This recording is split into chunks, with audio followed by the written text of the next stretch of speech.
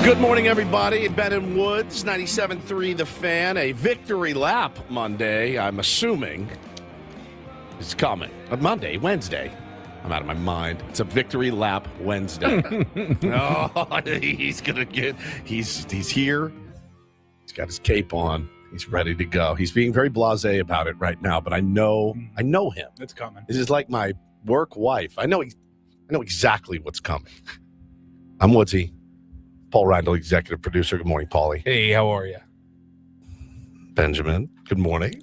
You're actually not 100% right this time. Oh, okay. Yesterday didn't convince me of anything. Was it the 5 walks? No, it's the fact that the one issue that the Padres have really had consistently is inconsistency. Oh, yeah. And to be inconsistent, you do need to occasionally play really well. You have to play lights out. Yeah. So Right. Yeah. playing really well. Otherwise, you would just be bad. Otherwise, you'd just be bad. My Or argument, you'd be amazing if you played well. yesterday was they're a mediocre team because of their inconsistency. So playing really well one day Every other day doesn't really change that. It just continues the pattern that has led us to this spot where they're very much still in the wild card race. Oh, yeah. But have yet to convince me that they're worthy of more investment at the trade deadline. Still very much alive in purgatory. But this is also why yesterday I wasn't ready just to sell everything either, because I do know that it's in them. They can have a 2-homer Manny game, and Jackson and Tatis can hit one 474 feet. And I mean, they have it in them. Can they do it with regularity? Right. I still don't know the answer to that question. My guess is that they cannot. They cannot, based on not what they have, it's what they don't have, right? It's the real consistent starting pitching that can really propel a team. And so we will talk about all that. But hey, at the end of the day, man, if you like baseball and you love the Padres like we do, hell of a game to watch. Absolutely fantastic to watch. Feet up a little bit, kind of cruising. Never really felt terrible about it. Like a couple of little dicey moments here and there, but nothing like it's been for 100+ games almost this season. So it was fun, man. And watching your guys hit nukes like Fernando Tatis Jr. did yesterday, it was a blast, man. It was an absolute blast. Love the 4:15 start time. Love it so much. I have my whole night. I get to hang with my kids. We get to play diving on. We have a big love sack. And my kids' favorite thing to do now is start out of sight, run. I throw them the baseball. They dive and catch it, like on the love sack. You can't stop them, though. That was like a childhood staple at my home. Jumping into a pool. Jumping into a pond. Into the lake. Anything. Yep. And so they dive. Now, the scary part is when one of them goes real hard over it, and then they scorpion onto the hardwood and almost slam into the wall or the hat rack that's like pretty sturdy. But that's part of the game. You're going to get some bumps and bruises along the way. Taylor will always land where it looks like he's going to break his collarbone. Like he doesn't clear his arms, so he'll dive and he'll kind of land funky with both arms underneath. Little Cam Scataboo. Yeah, little Cam Scataboo. Right. So they love that game. So we played a lot of that. We went out to the street and played a game with the sun kind of going down, summer day. It was just it was magical. The game was over. Not everybody loves the 4:15 because I get it. They got to work. Can get home in time to see the first 4 innings of the game. We'll tell you what, I'm going to tune into their radio show to get their opinions about it, because I'm telling you, this is the greatest thing ever for me. For me. 4:15 start is a dream. It's a dream. And loved it. Love every second of it. Wish we could have that all the time. I realize that we can't. Frankly, you've put it at noon would be perfect. Got it again today. And then tomorrow we've got the 9:15 a.m. start, which is bananas. I had a incident yesterday. Not an incident. It's the wrong word. A conversation, as it were. One of our sales reps asked me if I could do something extra. And I said, no problem. Sure.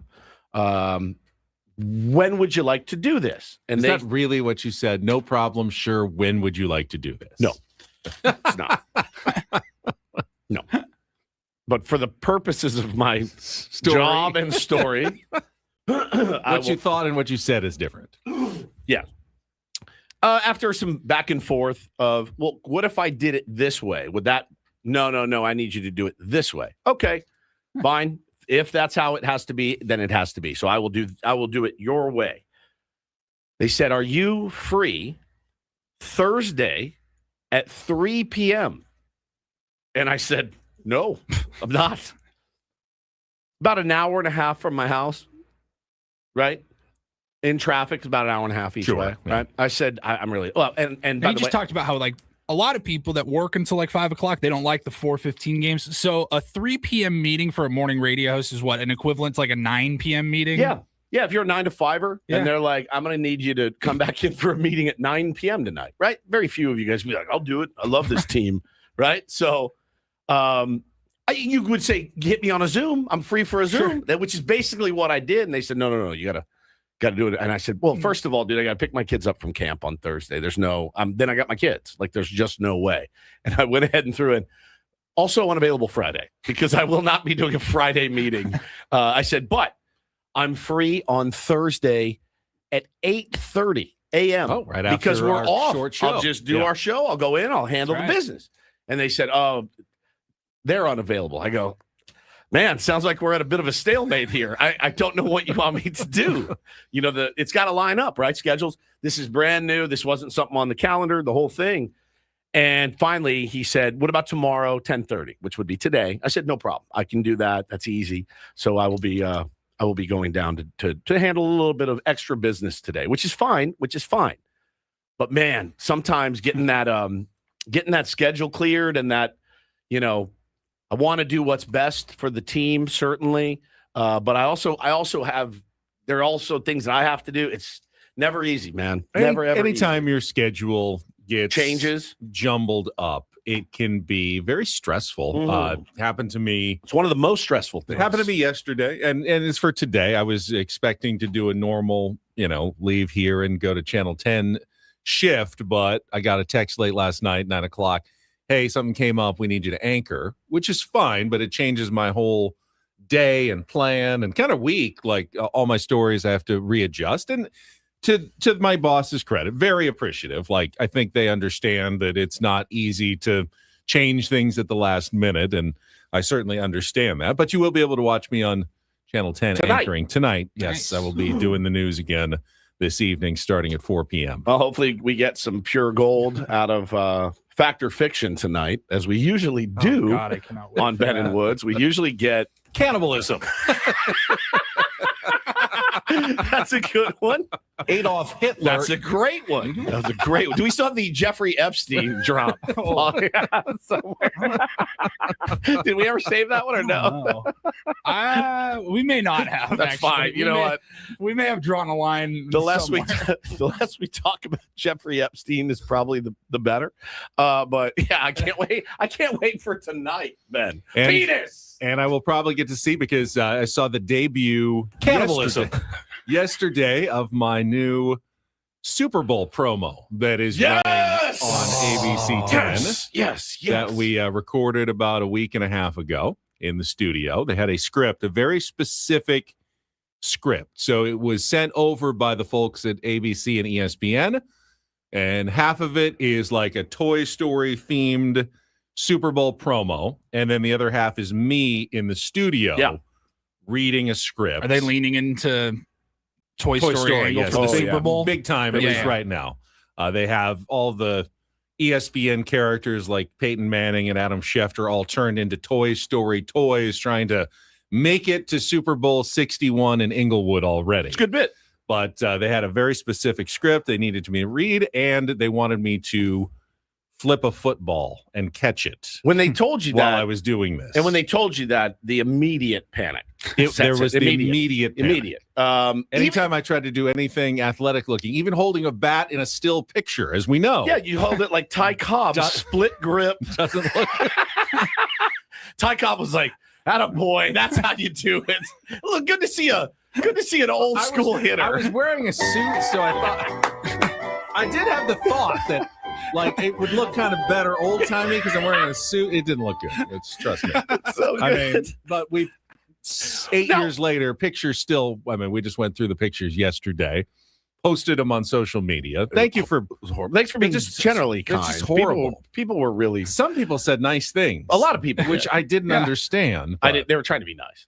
They didn't want to hurt our feelings. Is that what it was? Yeah. I mean, obviously, we are hideous. Bro, Dude, I are saw you pictures, fellas. I got home last night. No. I opened Instagram and I was like, I'm gonna go look. And I popped it open. And there was like, I don't know, 127 comments or something. Most of them were really And I nice. started just kind of scanning through them real quick, just breezing through it. And I'm like, everybody was really cool about it. They were. They were very nice. Funny like gifs in the comments. Yeah, funny everybody was gifs. just being fun about it. You know, but there are rapists in prison that are like, oh my God, look at these two guys. I Like, did have a few people reach out personally, and they're like, "Is this a bit?" Like, and I'm like, nah, man. Like, look, there was like 150 photos to sift through. Right. Of course, I picked some. Yeah, you picked the worst funny ones. That's what we wanted. But I didn't want you to they pick the weren't- ones where we look good. But I was like, but to be clear, like they weren't trying to do anything. Well, it shocked the hell out of me that I'm scrolling through Instagram yesterday and I see a new story from Ben Higgins. So I go and I click on it and he shared the thing. And I'm like, why are you sharing that on your own personal Instagram?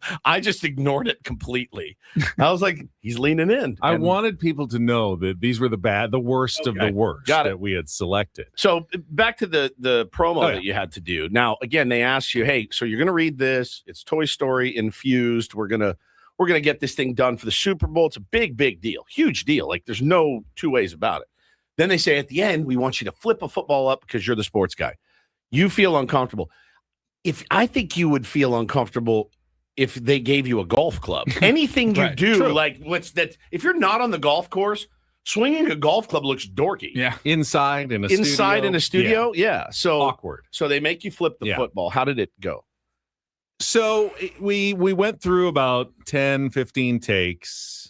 10 to 15 takes? Well, I mean, you have to nail the whole thing start to finish. It's only 15 seconds of copy, but if I mess up a line, I got to stop. If I fumble the football a little bit, I got to stop. So 3, 2, 1. Yeah. 3, 2, 1. Ben and Woods here. Yeah. 3, 2, 1. But I actually did get a couple of, I thought, okay takes at it. And when I finally saw the finished product, it could have been worse. I mean, you saw it, right? Yeah, you looked incredible. You are being modest. Modest. It really looks good. I don't know how the video is about to translate over the radio, but for those that are able to watch it on our YouTube right now, or we'll post it on social media, it's like the coolest I think Ben has ever looked. Thank you. I genuinely was like, that looked badass. The first time I saw it, I'm sitting there going, I'm rubbing my hands together like, here we go. I was waiting for Poindexter to like drop the football or something. I got nothing. I got just a really well-produced, well-read, pretty sharp. And give credit to the Adrian who was manning the camera and making sure I was getting it right. Phil at Channel 10, that I had some support on this. But here is the ABC, ESPN, 10 News Super Bowl promo. The whole company's going. Let's roll. Any of those people fired yesterday? We're never going to make it. To Super Bowl 61 and beyond. Yes, we're also excited for another season of hard-hitting action, unforgettable plays, and championship sharp dreams. as hell, Getting dude. ready for the big game. Super Bowl 61 All on right. ESPN at ABC 10. Can't So- see too well. Is that Jerry Rice over there, dude? that was slick. I did Slick. know look it. That was what I was practicing. Like throw it up, but you can't. Your head can't be following it the whole way, Quiet head. or it doesn't look good. Oh, and So- then you give it the the one hand the point. catch and spin, The catch, spin, point. spin point man. and the Elite, camera. Absolutely I elite. thought that might be a cool maneuver. Absolutely So- elite. Now, are there any outtakes? I did send Paulie a couple of outtakes with a couple of fumbles. You and fumbled. I did fumble a couple of times. You can't always catch every single 4-inch toss. Yes. Well, I mean, in traffic like that, like people breathing down your neck, there's no way. There's In no a climate control studio in a suit. There were some bright lights in my eyes Oh, that man. can be difficult to catch. We've seen guys drop fly balls and passes yeah. because of the stadium lights. So that's an issue for sure. Your hands looked massive in that too. Which Massive. is weird because I have small hands. You do. Well, but your your hands in net for whatever reason. The camera was like really focused in on your hands. Look like Billy Ray Smith, dude. Like your hands were huge. And the amazing thing is now, nowadays with the technology, he was using just the tiniest little handheld on a gimbal. That was the camera. That was the camera that was on me. It wasn't a big huge rig or anything. He was simply like a tiny digital camera that he had on a stabilizer, like a tiny stick in his hand. They can do everything. They can do man. everything. So easy now. Here's one of your outs. Here's a fumble. Yes, we're also excited for another season of hard-hitting action, unforgettable plays, Look at and those hands. championship dreams. Getting ready for the big game. Oh, up against the chest. Use the chest. Bobbled it. There we go. Here we go. 3, 2, 1. And we weren't joking. He really does Yes, it every we're time. also excited. Oh. I can watch these all day. Yes, we're also excited for another season of hard-hitting action, unforgettable plays, and championship dreams. Getting ready for the big game. Oh, Super no. Bowl Oh, by the 61. cone. You saved it. ABC 10. Caught that. You gotta- I got the script okay, but I kind of caught it awkwardly on the back end. It was kind of a weird flip. Now you're doing which camera am I supposed to be looking at? Here we go. 3, 2, 1. Yes, we're also excited for another season of hard-hitting action, unforgettable plays, and championship dreams. Getting ready for the big game. Super Bowl That's pretty good. 61. That's a good one. ESPN. Pretty That good was probably take. the second best take. It was a little bit far away. A little far away. You want to get it a little tighter, like just a little to the body. And then so now we're just kind of doing a few more for safety. Then I start to struggle a little bit. Once you feel like you may have had it, Yes. it gets You a lose little interest. Gets a little trickier. Yes, we're also excited for another season of hard-hitting action, unforgettable plays, and championship dreams. Getting ready for the big game. Super Bowl looks a little 61 weird. on ESPN and ABC That one was a 10. little off. Little off. It was Yeah, just it out. sounded okay, but just a little off and The too far toss away. was a little out of frame. See, the thing is, everybody thinks they can do that until somebody jams a camera in your face, puts you in a suit, puts the lights up in front of you, has the teleprompter going, and everybody on the planet thinks they can do it. Just like everybody sitting at home going, how did he miss that pitch? You're like, bro, did you see what that pitch was doing? I mean, listen, everybody's an expert. I thought you knocked it out, and I thought the finished product was It spectacular. was really, really well done. Spectacular. So that finally debuts yesterday, and I find out, they need a new one by August as well. So I don't know what the next one has in Like store. not I a don't- different one, an Yeah, extra one. No, it's a different but one like entirely. not because you screwed up. No. Because Just one's like going to run. Yeah, they just don't want them to run all season. So this will run, I guess, for a month or so, and then they want me to do a are they new asking one. for any ideas? Like, do we need I don't think so. I wasn't allowed to change a word because I Right. thought it was weird that I started by saying, yes, we're excited too. But Yes. they didn't want me to change that a bit. And these are one of the spots, these are 30s that ESPN and your like parent company ABC, they made the first 15 or 20 seconds of it to Correct. every and they ABC sent to country all the in America. ABC stations and all their ABC sports anchors. And then every Ben Higgins do in their America. 15-second, Got it. but whatever version of that in studio. So for the next one, if they want any ideas, I think you not under center, but being the Snap. center, That's what I was snapping thinking. the football. Yeah, we're fired up, and you ram it right up into your taint, like they do. I was thinking he should have like a mouthpiece and helmet and everything. Yeah, Super Bowl on ABC. A lot of sportscasters are former professional athletes. You are not. I am not. You're not. Don't fall into that category. No.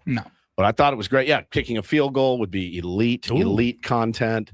I don't know if they would do that in the studio. That would be but bad. You wearing eye black and a half shirt, like remember that old half? Remember the shirt? Shimmel? What do they call I don't know that? what they called it, but they used to wear they used to show pictures what at you're least of talking like about. practice and Yeah. stuff. And there was half shirts. Guys in like the 80s, I picture. Huge. Yeah. Back in the 80s, a lot of half shirts in the 80s. I don't miss it very much. Can you incorporate your calves into this? Oh spot? my god, That would be nice. No, that would be so good. Did people just have better abs? I can't believe Yeah. that. In the 80s, they had better abs. I think the food. Well, there was less. There were less opportunities to stop and get a 15,000 calorie meal. Fair. Right? Like, so you cooked more, you ate maybe a little bit healthier back then out of necessity, because it wasn't like, I'm going to go, I want a burrito from here and I want a taco from here. Oh, and I want a burger from here. Like, you couldn't do it back then. You You had one fast food joint, and you usually had to drive a little like bit. These 3,000 calorie viral dishes that we all have to try at some point. Exactly. So I think it's definitely.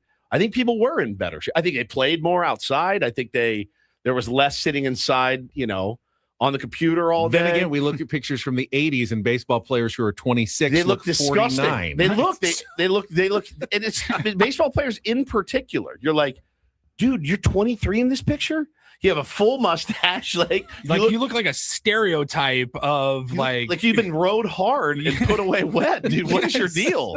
Oh, also you throw 86, and then in 25 years they're going to tell you it wasn't 86, it was 98 with movement. I watched again. I can't get enough. I watched Jacob Mizorowski punch out Juan Soto on 4 pitches. It was 103, 104, and 105. I've seen Juan Soto hit enough to know Juan Soto knows how to time up a bullet if he wants to. And then I saw a video of Barry Bonds hitting. It wasn't the Mike Bassick one where he hit the final record, the record breaking. But I was watching Barry Bonds pitch, and it was I'm looking at him like, it's 88 miles an hour, man. I don't know what to tell you. Like, not that I'm not taking anything away from Barry. There's nobody better than him. He's the best. But oh my God. I go, guys, we're not in the same ballpark here. We're just not. I don't care how they measured it. Number 756, for whatever reason, I don't know why sometimes these random videos will just go viral and pop up on your feed, but it was number 756, and it was like, look at the speed of the pitch. It was like 78. And you looked in the corner, it was like 83 or something. It's crazy. And you're like, wow, that was. Well, you don't understand. Back then, they measured it out of the hand instead of halfway to, and I'm like, dude, it was really like 84. I still have eyes. Like, I still know what is hard and what is soft. I have time to go get a sandwich before the pitch arrives in the catcher's mitt when you throw it. We got to take a break, but I saw the coolest thing with Greg Maddux yesterday that may surprise a lot of people. Maybe I'll get Paulie to pull the audio and play it for you. It's really, really fascinating. All right, we have a fun show planned for you today. We'll come back. We'll set the menu for what we've got, including a Thursday guest moving up to Wednesday because of our early start time tomorrow. So we'll let you know what's coming up. We'll get to our Padres wrap-up of a fun one, as we said last night in Atlanta. It's all coming up with Ben and Woods, broadcasting live from our Bill House studios. We know how on San Diego's #1 sports station, 97.3 The Fan. Let's kick this morning show off with a bang, talking about insurance, because really, it's not always the sexiest conversation, but it's one of those conversations in life. If you're a business owner or the CFO of a company or owner of the company, and you've got more than 25 employees, you got to think about this stuff, man. It doesn't, your gaps in risk run all year long if you own a business. SuperSure Insurance can certainly help you.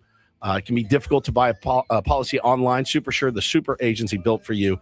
They are licensed in every state. So no matter where you're listening from, you know that's good for your business insurance and employee benefits, all with year-round support for you and your team at supersure.com.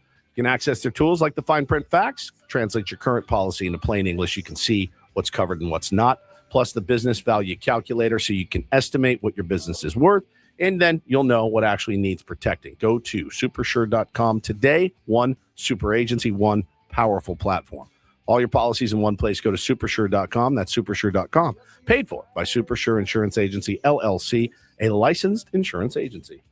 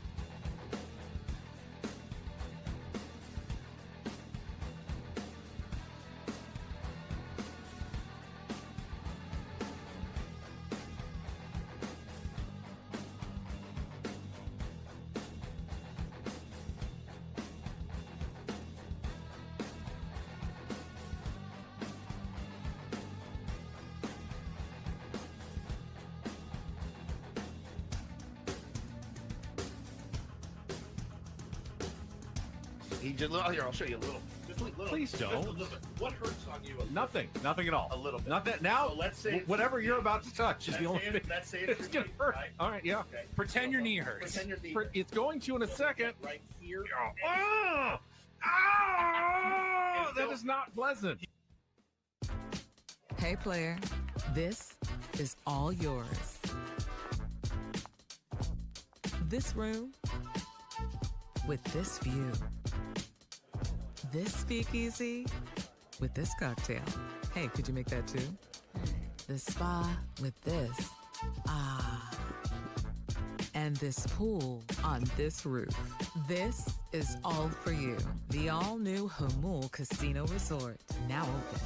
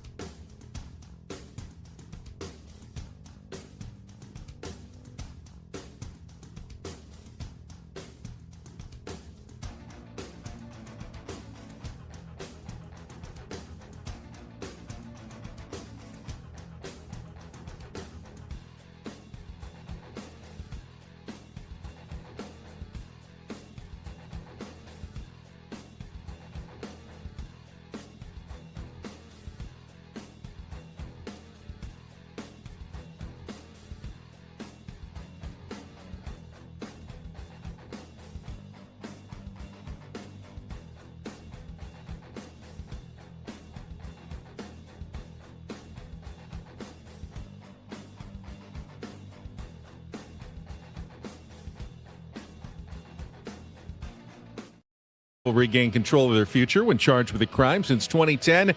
Visit davidpshapirolaw.com. Before we get to the menu, I wanted to address a tweet we got yesterday after we posted our headshots from Dodger fan Jacob. He's a good kid. Now, this wasn't totally unexpected that some people would have fun with it, Oh, but Jacob went to the Liberty, I'm sure with a little help from artificial intelligence, of turning us into Dodgers fans. I thought it was pretty funny. I did honestly. too. I laughed. I laughed my ass I off. don't mind a little good-natured back and forth with there. Some Dodgers fans know and understand and listen to this program, and we appreciate that they do and tune in to hear more about baseball talk than you're going to get on most Los Angeles stations. My only question is, so I'm looking at this picture, and you're holding a Dodger pennant and a baseball and wearing a blue Dodgers jersey. I am holding up a foam finger, number one fan, LA, got a white Dodgers jersey and like Dodger pajama bottoms. Yeah. And then somehow, even in an AI picture, my hat doesn't fit. Yes. What is it about my head that You're even Even in artificial intelligence, It's still. I can't get a hat to fit correctly. I don't know. Your hat fits fine. Yeah, Yours looks it good. looks normal. My hat looks terrible on my head. Yeah. And it's not just because it's a Dodger hat. No, it just looks. It just doesn't fit well on my head. I'm telling you, man, there's something about that dome of yours that is just, it's not conducive to wearing hats. We haven't found the right. It's kind of like my smile, right? Like, Well, that's your face is completely different from the AI filter. Completely Ben looks different. mostly okay. I was a little tickled, I guess, by the fact that Ben's wearing pajamas pajamas. that I guarantee you he bought at Costco, Oh, yeah, LA. You guys got some cool shoes. Way cool. did Adam also manipulate our pictures? I think so. Oh, he didn't take a picture like the one that he posted yesterday. I don't think so. It was us arguing about buy or sell at the deadline, and I'm looking at you like you're crazy, and I can pull that up. you're looking quiz. I mean, It's very weird. we did not take pictures like that. I don't think he pulled those. I'm thinking that was the AI. I mean, Yeah, our he wanted own to post our a own segment. boss, Our is, own boss now is now manipulating our pictures using online. AI slop, huh? All right. Just use Adam. The ones that we have there's plenty. Like there's 1,000 to choose from. They're all terrible. It doesn't matter. You look I look like I'm confused smelling and a worried. fart. Yeah. I just look somewhat miffed, and you look just very confused. Also, it's weird to be arguing with someone, but we're both looking in the same direction. I'm arguing with you, but I'm looking east, and you're looking east, but we're both arguing with each other. It's very weird. Shouldn't I be on one side arguing with you? Look at that. That's not. Yeah, that's not us. That's not us. That's you. I think you upload those photos like basic headshots, and you're like, and add inquisitive looks or something. You know what I mean? Like, and it'll just completely It's so dumb. do its thing. It's so bad. It's so bad. All right, we got to be better. We have to be better as a station.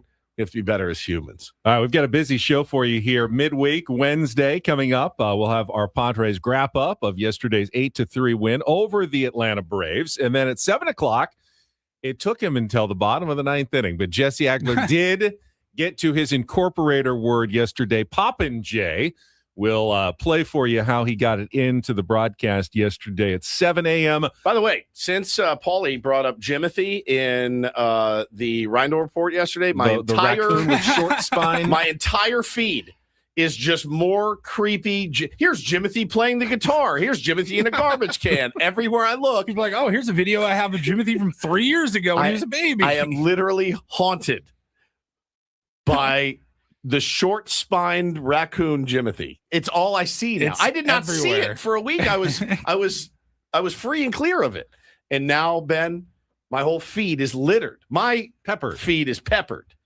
with Jimothy, the short-spined raccoon from Seattle. It's so terrifying. Coming up at 7:20. My Instagram feed was peppered this weekend with Jimothy. young women. The Padres end up involved in the baseball spy story. We'll get to that coming up at 7:20. Plus, we've got more Padres tickets to give away for the upcoming homestand. Hey, a couple more games like last night, and the upcoming homestand is going to be very, very important for your San Diego Padres. 7:35, a Big League Wednesday. We will be joined by our friend Bret Boone. Looking forward to talking to Booney coming up at 7:30. In our 8 o'clock hour, we'll play some Take on Woods, qualify a listener for the trip to Las Vegas. And then, as I said, we're moving up our Thursday guest, Eno Sarris, Smart Baseball, since we only have a short 2+ hour show tomorrow. Eno's going to join us at 8:35. We can review his story from last week that he had in The Athletic. And then in our 9 o'clock hour, do our Reindl Report, our MLB Reacharound, and we'll look ahead to an ace pitching matchup tonight. Michael King against, is it not Chris Sale? You have Martin Perez. I had Chris Sale on there. ESPN had Martin Perez. I will take Martin Perez Over Chris Sale? Chris Sale? I would as well. So don't maybe know. there was a change. I didn't see that. I saw Chris Sale earlier in the week. So At the time of publishing, ESPN had Martin Perez. fair enough. So we'll iron that out and figure it out as we get going here on a Wednesday. I'm looking right now to see if it's got anything updated. I mean, Padres TV had Martin Perez too, Purple says. So I would tend to think that they're there in Atlanta and they got the most. ESPN still has King versus Press. Is Sale going to pitch tomorrow? I know they had TBD tomorrow. Tomorrow be is him, listed Sale versus Canning. All right, so they just pushed him back a day. Ooh, better win tonight. Kind of got to win this one tonight. I love watching Chris Sale pitch. Not against my favorite team, but I do love watching him sling it from out here at like 97 miles an hour. It's really He's dirty. He's a fun dude to watch. All right, all of our guests will appear on the SDCCU fan hotline. It's not big bank banking. It is better. After we check traffic, we'll come back and play all the highlights. And there were some good ones, including the longest home run in baseball all season long from Fernando Tatis Jr. That's coming up next year with Ben Woods on 97.3 The Fan. From the 97.3 The Fan Traffic Center, here's your latest traffic update. Things are looking pretty good in San Diego. Just a little bit of sluggish traffic. The 94 westbound getting onto the 805 northbound. The 805 northbound slow getting onto the 15 northbound. I'm Sam Tidrick, Odyssey, San Diego traffic. This update is brought to you by the California Office of Traffic Safety. Speeding catches up with you when you get caught and handed a ticket, or worse, in a crash. No one makes summer plans for fines or a trip to the hospital after a crash. So slow down and follow the speed limit. Make your 100 days of summer and beyond the safest ones. A message from the California Office of Traffic Safety and Caltrans. I love winning, man. I love winning. You hear what I'm saying? It's like better than losing. Are you ready? How did things play out in yesterday's game? I liked last night's game. It's time for the Padres Wrap-Up with Ben and Woods. You guys are the voice of San Diego. Brought to you by Hamul Casino Resort. Hey, player, the rooftop pool's open. Day passes are available, and the spa is calling your name. Hamul Casino Resort, the player's place. Pitch here, lined up the middle into center field. How about a 9-game hitting streak and an RBI single for Ty France? Tatis trots home from first, and the Padres get one here, 1-0 in the top of the first inning. Here's the pitch, and first pitch swinging in the air to right center field. Long run, Fernando not going to get there. Over his head, bounces up against the wall. Dubon has scored. Hicklin's right behind him. Jarvis cruising into third with a feet-first slide. A 2-run triple for the San Diegan, and the Braves go ahead. It's 2-1. One pitch hit in the air deep to right center field. Hicklin is going back. This one is up and gonna go. Jackson Merrill got a curveball in the zone, and he hammers it. Tie game here in the fourth. Pitch. Reach for, bounced over to shortstop, charged by Jarvis. Only plays to first, and he'll throw Rengifo out. Rengifo claps his hands as Sheets comes in to score the go-ahead run.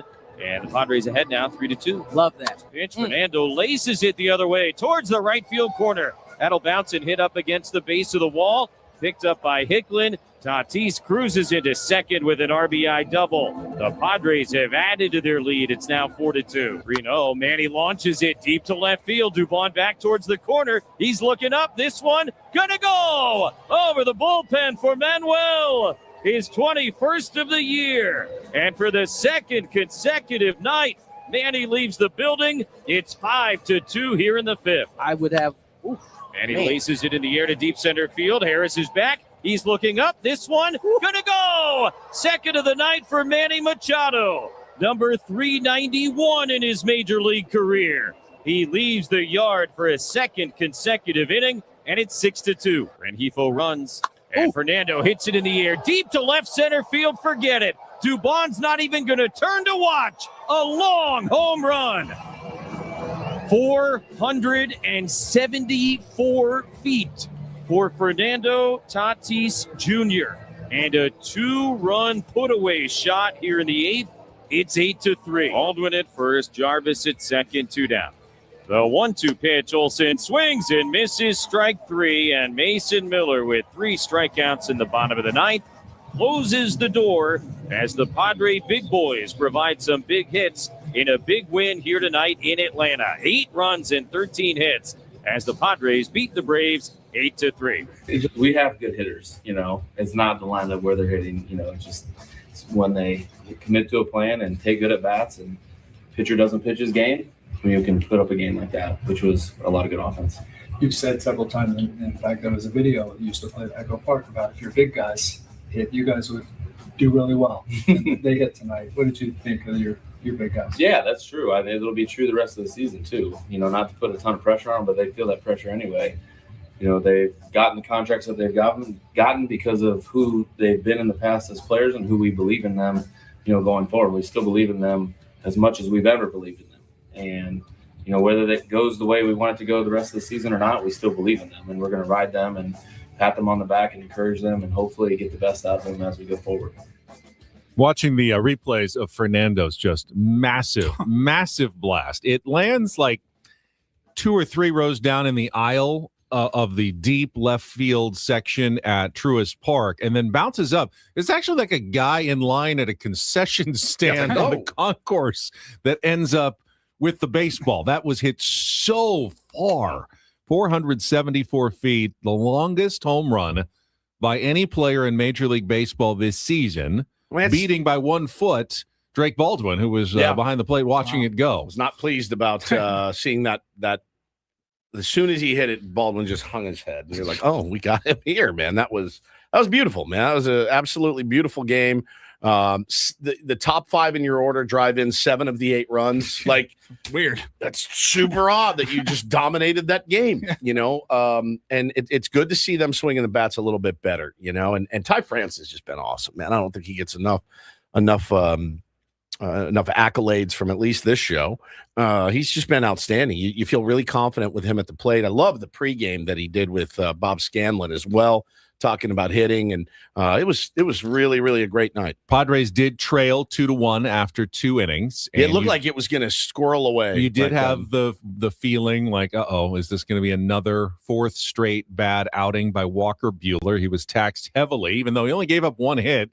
In the first 4 innings, it came after 2 walks and was a 2-run triple. So yeah, he had 50 some odd pitches after what was it, 1 2/3 or something? And you figure a veteran team like the Braves is going to take advantage of that, but then they didn't. Walker Buehler got through very quick innings in the 3rd and the 4th and the 5th, and managed to even get into the 6th before he was finally pulled in favor of Yuki Matsui. And by that point, the Padres had the 5-2 lead. Now it wasn't over yet. Yuki Matsui had to escape a bases-loaded jam in the bottom of the 6th. I think it was 6-2 at the time. So the tying run was at the plate, but got Hicklin to strike out to end that threat. And then the Padres were able to add on a little bit more at the end of the game and put away the 8-3 victory. They did use Adrian Morejon and Mason Miller to close out the game, even though it was a non-save situation.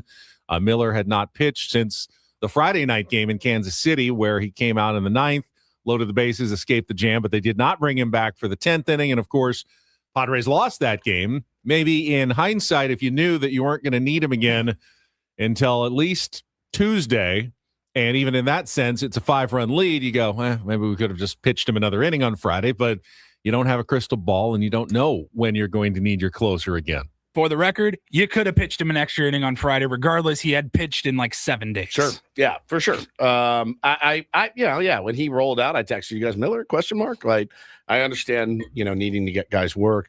I can understand also being a little gun shy if you're Craig Stammen about maybe I don't get cued again, but it would be. And I think, again, today, I think, is there something, Ben, where you look at it and you go, all right, we got sales going on Thursday. He can go back to back, and maybe he gets a day out. You never know what guys could be seeing the ball. He could be hanging sliders. Guys could be pounding it. But I don't know. I don't know really what goes into the calculus other than guy needs work. But it doesn't have the same kind of juice, obviously, that you have in a save situation when you're up 5 runs with an elite closer like Mason Miller. But hey, man, end of the day, we don't complain about dubs on this show ever. I didn't hate the lineup. I didn't either. You heard Craig Stammen say it's not about the lineup. It's about guys executing wherever they are in the lineup. And that is true to a certain extent, but it was very different with Jake Cronenworth moving up to the 2 slot. Yep. And Jackson Merrill moving down to 5, Camposano up to 6, Gavin Sheets down to 7, and Xander Bogaerts, for the first time since early in his career in 2015, was dropped down to the 8 hole. Now, the first time he comes up, I was wondering what Xander would do in the 8 slot. Like, you're a veteran like Xander. You've got a $25 million a year contract. You've won 2 World Series rings. You can't be all that happy about hitting 8th in the lineup. Stings the pride a little bit. He absolutely nuked one to center field, and I go, I like nice that. kiss. And then, of course, Michael Harris II made an Great unbelievable catch to Rob Xander. Like, you could see in his face, like, insult added to injury. First, I'm docked to the 8th spot in the lineup, and then I hit one of my hardest balls of the year and this guy makes an unbelievable catch in center field to rob me.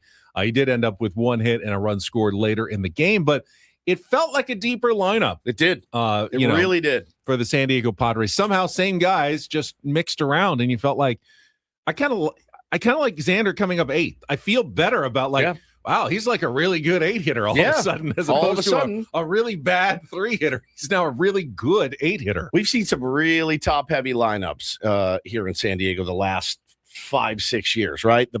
The balanced lineup that you saw maybe more towards the beginning of the year when they were playing a little bit better. But again, man, it just boils down to one thing.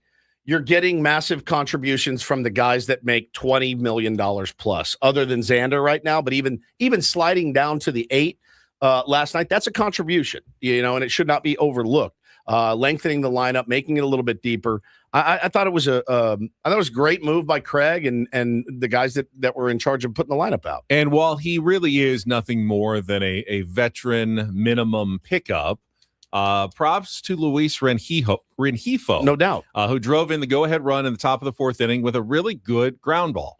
It wasn't a hit. It was just first and third. Yep.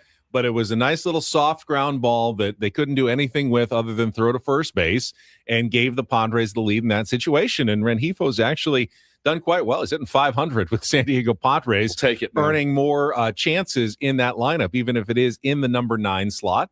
I don't see the Padres as being, Rengifo's team for years and years to come. But, for right now, especially with, Samad Taylor and Ramon Laureano and Miguel Andujar all on the injured list, they need someone like our Luis Rengifo to step up, and he has done so nicely for the San Diego Padres this last week or so. Every team needs one. We've had them here, and David Peralta, and who was the other one we had? It was really good that one year. Oh, Donovan Solano. Yeah. Donnie Barrels.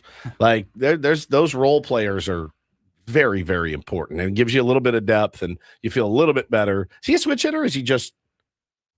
Ooh, is he a Bryce Johnson, or is he just a both? Both. He's a switch hitter. Switch hitter. Yeah. So I mean, that's nice to have at the bottom of your lineup, because he swings the bat okay, good contact. So not going to give you a lot of extra base slug, but in the 9 slot, that's okay for now.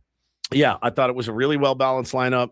Really, really good outing for Walker Buehler last night. And again, look, pitching around 5 walks is not something you're going to be able to do. It's just not. It's going to – the crypt keeper is going to come for you if you keep that up. But he was able to mix his pitches really well, Ben. He was able to go up in the zone on some guys. He got some weak contact for some really good hitters. So – tip my cap to Walker Buehler. You live to fight another day. Baseball coverage on 97.3 The Fan is presented by Xfinity. Score the most reliable Wi-Fi. One price, 5 years guaranteed. Xfinity. Imagine that. And one other Padres note from yesterday, the team did agree to contract terms with their second-round pick, shortstop Elliot Lascelles, the Canadian high school shortstop, who signed for $2.8 million, which was well over slot.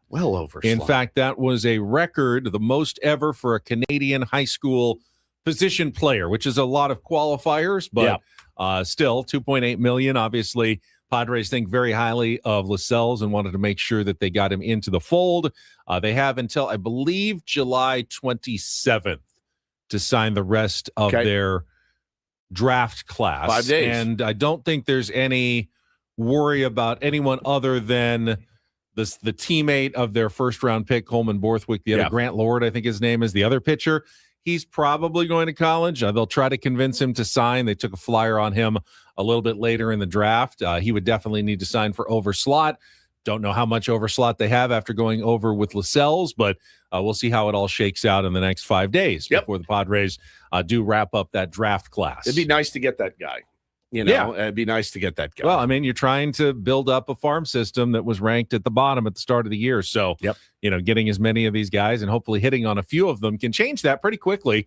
One good draft where you hit on a couple lower round selections and you can rise up in the rankings pretty quickly. Not that the rankings mean, everything, but there's certainly an indicator of what sort of strength you have coming up in the minors, or you can use to trade at deadlines. So it is important, and just wanted to keep an eye on the draft as we go forward.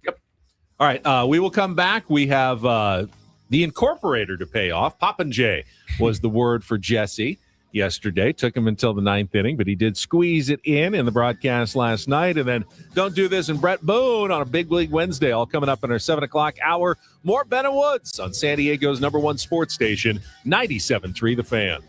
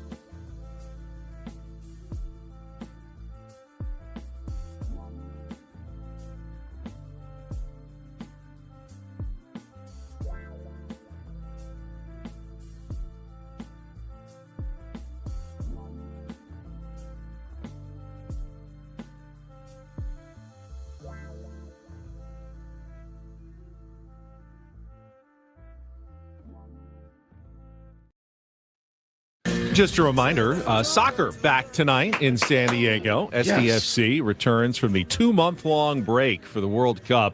They will play at the Colorado Rapids tonight at 6:30. At altitude. Commerce City at Dick's Sporting Goods Park in Commerce City against the Colorado Rapids, who are just 1 point behind SDFC in the standings. So a pretty important game to start. SDFC in 10th place, which is the standings. Jesus, I don't remember anything from the first part of the season. I looked last night. Yeah. Quick review. SDFC got off to a pretty good start early in the season. Then had that really tough game down in Toluca, Mexico, and after that went into a slump. They lost every game in April. I think they went 0-5 in April. Got a red and card. They got in every red game. cards in like most of their games. Dealt with some injuries. Then in May, things turned around a little bit. They had 5 matches. They won 1, they lost 1, and they had 3 draws. But remember, a couple of those, they had the lead late and then gave up a goal at the last moment, including that one against Cincinnati where they scored, and we thought it was over. It was stoppage time. There was no time left, and they just won it at the death. And then they kicked off, and like 5 seconds later, Cincinnati scored and tied it. Shocking. Seattle had a late goal to earn a 1-1 draw, so they gave up a bunch of points they could have had in May to be in a better spot in the standings. But having heard from Mikey Varas and Tyler Heaps earlier this week, they all felt the 2 months was great. They've been back for a couple of weeks, kind of like an extended preseason, again, a training camp that they didn't really get. Because remember, the offseason was like 9 days. So this has been their true offseason where they've gotten to install a lot of new stuff, get everybody healthy, get everybody on the same page. And they really feel like if of any team, they should benefit about as much as anyone from that break and hopefully come out playing a little bit better soccer for the second half of the season. I'm looking forward to it, man. They, you got to get on the board. You got to have a good second half. I mean, it's the same situation. They're a very mediocre club right now. They got 4 wins, they have 5 draws, and they have 6 losses. Sound familiar to anyone out there starting their second half right now? Like it's the exact same situation.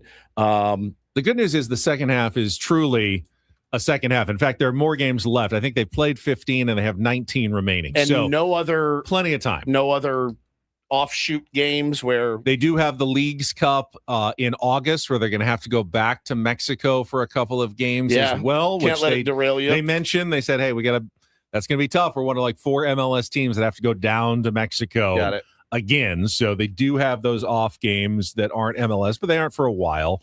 Hopefully they can get on a nice little MLS run, move up in the standings a little bit, and get themselves into a nice playoff position over the next month or so. Yep. Awesome. All right, let's get what time's the game? 6:30 Apple TV tonight. Perfect. So you get hopefully a nice quick 2.5-hour Padres victory, and then I love it. Switch right over to the soccer tonight against the Colorado Rapids. And then they're back home on Saturday at Snapdragon Stadium against FC Dallas at 6:30. So you got 2 games this week to kick things back off. All right, let's get to our Incorporator. We had Jesse on yesterday. Every Tuesday, we're going through the alphabet with different weird vocabulary words that needs to incorporate into the radio broadcast. Paulie, if you'd set yesterday's up. So we will set you up for tonight's game with the letter P. Paulie, give us the word. Popinjay.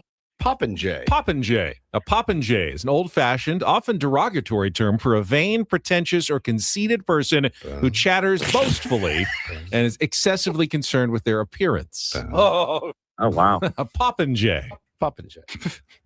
Popinjay. So we go to the bottom of the 9th. You texted us like in the 8th inning. You Yeah. go, I haven't heard anything from Jesse yet. And you didn't remind him. We never did. I never do. I never will. I will never bother that man during a game. Never. I don't text Mud or anything during a broadcast. I don't want to mess with those guys while they're working.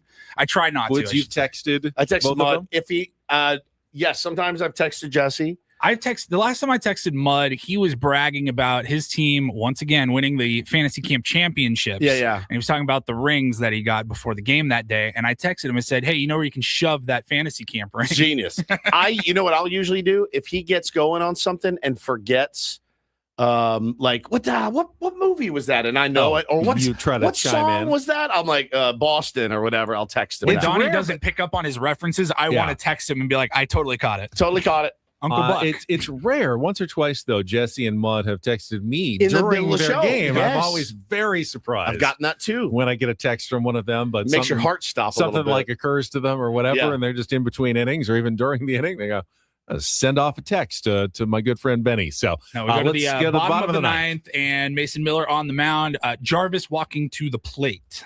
I've never obviously had to, walk from the on-deck circle to the batter's box to face a pitcher. And I'm sure as Jarvis stands in, first pitcher on Miller is a fastball swung on and missed, 102. It can differ based upon, who's on the mound. But I assure you, nobody has ever walked to the batter's box with Mason Miller on the hill feeling like a poppin' jack.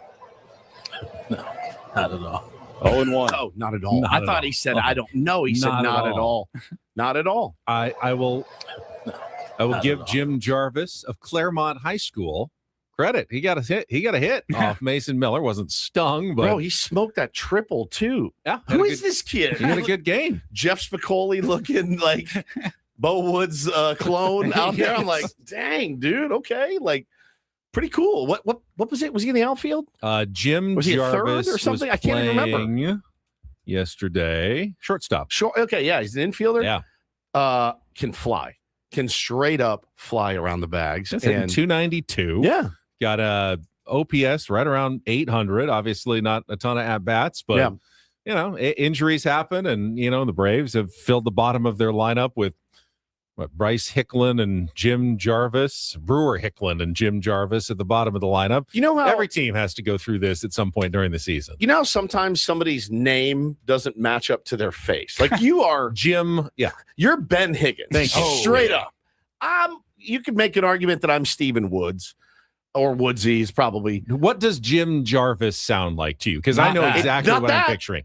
I'm picturing like a 68-year-old Chula Vista city councilman. Okay, I was going to say science teacher. Yes, Mr. Jarvis. Mr. Jim Jarvis. Yeah. A young. Like Khalil Green That looked like Khalil yeah. Green. He 100%. It made sense. He doesn't when they like Jim Jarvis is it sounds like an indie rock singer maybe too, like an indie rock guitarist. Jim Jarvis got a new record out. It's so beautiful. I can hear guys, that. Yeah. You guys will love it. Jarvis also just sounds like the name of a band. Yeah. Hey, did you get that new album from I Jarvis? would, if I was him, and I would play it up, I would go by Jimothy Jarvis right now. That's what I would do to really milk my 15 minutes. Jim Jarvis. Now, also, is he related to former Padres pitcher Kevin Jarvis? I don't know. I don't think so. But I don't know, but he's a Claremont kid, as you said, which is wild because that's where they based Fast Times off of. It was Claremont High, and he looks just like Jeff Spicoli. I mean, if you went to Claremont High, you might lean into that as well. Good idea. I'm kind of a Jeff Spicoli. I go to Claremont High. Yeah. Let's just go with it. Let the hair grow a little bit. I really hope, like, if kids right now at Claremont High School, like, do they recognize that their school was in a movie from 1982 or whatever it was? They should. It's just one of the best movies of all time, and it still holds up. For the most part, I think it does. Yeah. Yeah. It 100%. still holds up. I mean, you're still the music, the soundtrack's amazing. You're still gonna have creepy dudes. You're still gonna have guys that it's all they think about. You're gonna have the guy that thinks he's hot S when he's really not. You're gonna have the nerd. I mean, I don't think anything's really changed from back when that movie came out. I really don't. I mean, I think it's probably pretty there's more broccoli haircuts, more clavicular looking haircuts. There's phones and things like that, but all in all, still the same. The general premise of it, I think, still works. Who's the umpire that Don and Mud always call Mr. Hand? Oh, I don't know. But they always have that reference. And anytime he umps the he's Padres unreal, game. though. It's unreal. He looks just like him. Just like him. So, yeah, it was great. What else you got on Jim Jarvis? We've got nothing else on Jim Jarvis. Padres 4-15 again today. They did clinch the season series against the Atlanta Braves. Not that it probably matters, but if the Phillies ever caught the Braves, the Padres might at some point be competing against the Braves for a wild card spot. And I will throw in, we'll get to our MLB Reacharound a little bit later in the show, but Padres did gain another half game in the wild card standings. They're now just 2 games out of a playoff spot. After the win yesterday, because the Marlins lost yet again, their 8th consecutive loss yesterday. So Padres now sit 2 games back, but still behind the Nationals, behind the Marlins, behind the Cardinals, behind the Diamondbacks, and behind the Pirates who are tied with the Diamondbacks for that third and final wild card spot. Cardinals have lost 4 in a row as well. Marlins are in the chamber right now, cannot scratch out a win. The Red Sox yesterday, the worst thing that could have happened to them happened. Other than losing a game, the rain out. Going for their franchise record 15th win in a row. So is that franchise tying? Tying. So today they'll either break it with a doubleheader sweep. Yep. Or they'll lose it at some point in one of the 2 games as they try to go for the doubleheader. It's always tougher to sweep a doubleheader. Oh yeah. Than win just one game in a single day. Though. And plus, man, you've ripped off all these wins in a row, and you don't want to not be at the ballpark. You don't want to not be able to play. And it was dumping rain, so they had to postpone the game. So they will make it up today. It's kind of a mini reach around, a little bit, a foreplay. We've got some interesting stories to get to in the reach around, though, including some weird stuff in the Dodgers game yesterday. How that game ended, how the Dodgers lost a run in the game yesterday. You had the A's and Diamondbacks had a 2-run home run with 2 outs in the 9th for the A's to keep it going, but then that's not what I'm remembering from that game. Oh, yeah, now I don't know that that's a don't do this. Which one? The A's. The A's had the kid who wasn't that the night before last ruptured a testicle. I think that was the night before. I think that might have been the night before. It was in this series where he has gone to the injured list after having surgery on a ruptured testicle, which is probably the worst injury you can imagine. Yeah. I mean, I'm sure there's something worse, but I don't think there is. His name is Joshua Kuroda Grauer, who was placed on the 10-day injured list following emergency surgery for a ruptured testicle caused by a foul ball. Oh, God. The previous night, yeah. Ow. And he got a hit at the at bat, so right? They said Ooh. This thrown me out so bad. They said it was actually leaking, and when he got the hit, he I didn't need to know that. He pulled himself up by his bootstraps and was like, I got to finish this AB. And he got a hit. And then that was it, man. The pain was too unbearable. And again, adrenaline is a powerful thing. If only there was a way to mitigate disaster like this. He was not wearing a cup? Correct. Ouch. I highly recommend it for all players. If you step on a field, it doesn't matter if you're in the outfield because, you still have to hit. You still have to run the bases. Balls flying around everywhere at rocket speeds. Wear a cup, man. It doesn't slow you down. It doesn't hurt you. It doesn't chafe. Just get a nice jock strap, nice sliders, throw a cup in there, and forget it. You will get used to it. And, it's ego. We talked to Boone about this. Yeah. It's ego. I don't need to wear a cup. I can catch anything. The guy couldn't catch that. It was at the plate. No. So it's it makes no sense. Like a football player's like, I don't want to wear a helmet. I'm tough as nobody's tougher than me. Nobody's gonna hurt me. You're not gonna can't get hurt. You're not gonna make me wear a helmet. You had hockey players who made that deciation for years before it was mandatory. You could how'd they look grandfathered in to not wear a helmet. How'd that work out for them? And they all look 75 years old, and just beat, no teeth, the whole thing. I think you're tough. We already think you're tough because you play hockey. Right. You don't have to answer for your toughness. Like some of the toughest of the tough. You play hockey. Auto tough. You get the auto pass. Your rep is solid. Your rep is solid. Good. Football players. You're tough as can be. You play football. Baseball players, you just got to be smart. There's so many ways that ball can bounce. There's so many things that can happen. And, now this kid, Ben, major league career derailed, by something, a fluke accident that could have been prevented. It's a bummer, man. Bums me out. Bonus DDT. But when we come back, got a couple of DDT stories, including one that landed a bit on the Padres yesterday involving the baseball spy scandal. Incredible. Plus, did our boss Adam Klug secretly start working for the Miami Heat and not tell any of us? Side gig. We'll tell you why we think that might be the case. Coming up next with Ben and Woods on San Diego's #1 sports station, broadcasting live from the Bill House Studios. We know how. It's 97.3 The Fan. Quickly, gang, it is Woodsy here. Think about your water and what you're drinking every day. I had to, went to the gym yesterday. Only you had got them jugs, don't you? I had a half of my jug was filled up. And I drank it on the way to the gym. And I said, no problem. I'll just fill up at the gym.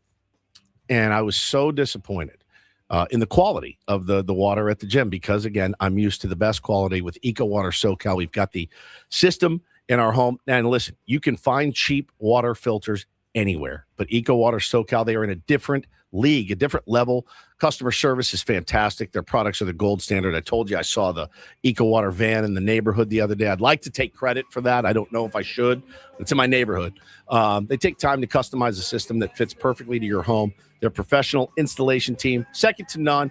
Don't gamble with the fly-by-night operations. Invest in the master craftsman. They've been doing this for a century. Call 760-350-3338, 760-350-3338, or go to ecowatersocal.com. You will not be disappointed. You will be elated. Tell them Woodsy sent you. Not everything in life should be hard, especially your water. Keeping it soft since 1925.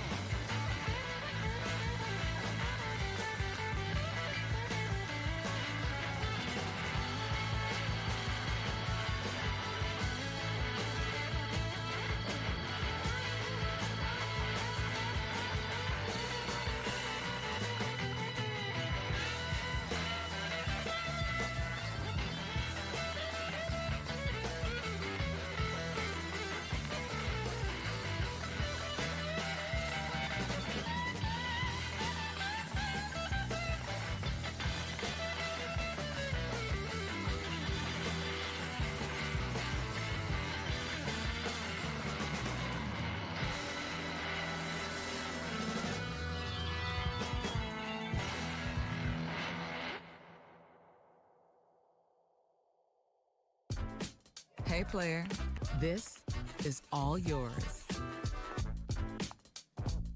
This room with this view. This speakeasy with this cocktail. Hey, could you make that too? The spa with this. Ah. And this pool on this roof. This is all for you. The all-new Hamul Casino Resort, now open.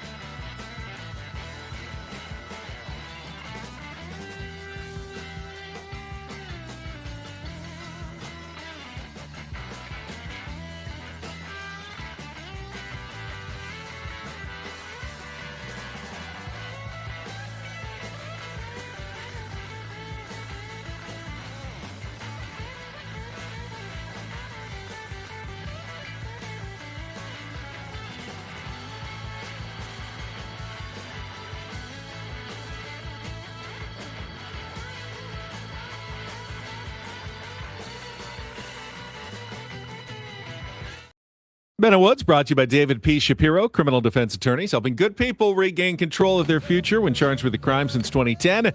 Visit davidpshapirolaw.com. And to kick us off today on Don't Do This, Stephen Woods. David Shapiro probably won't need to represent Justin Boomer Prinstein.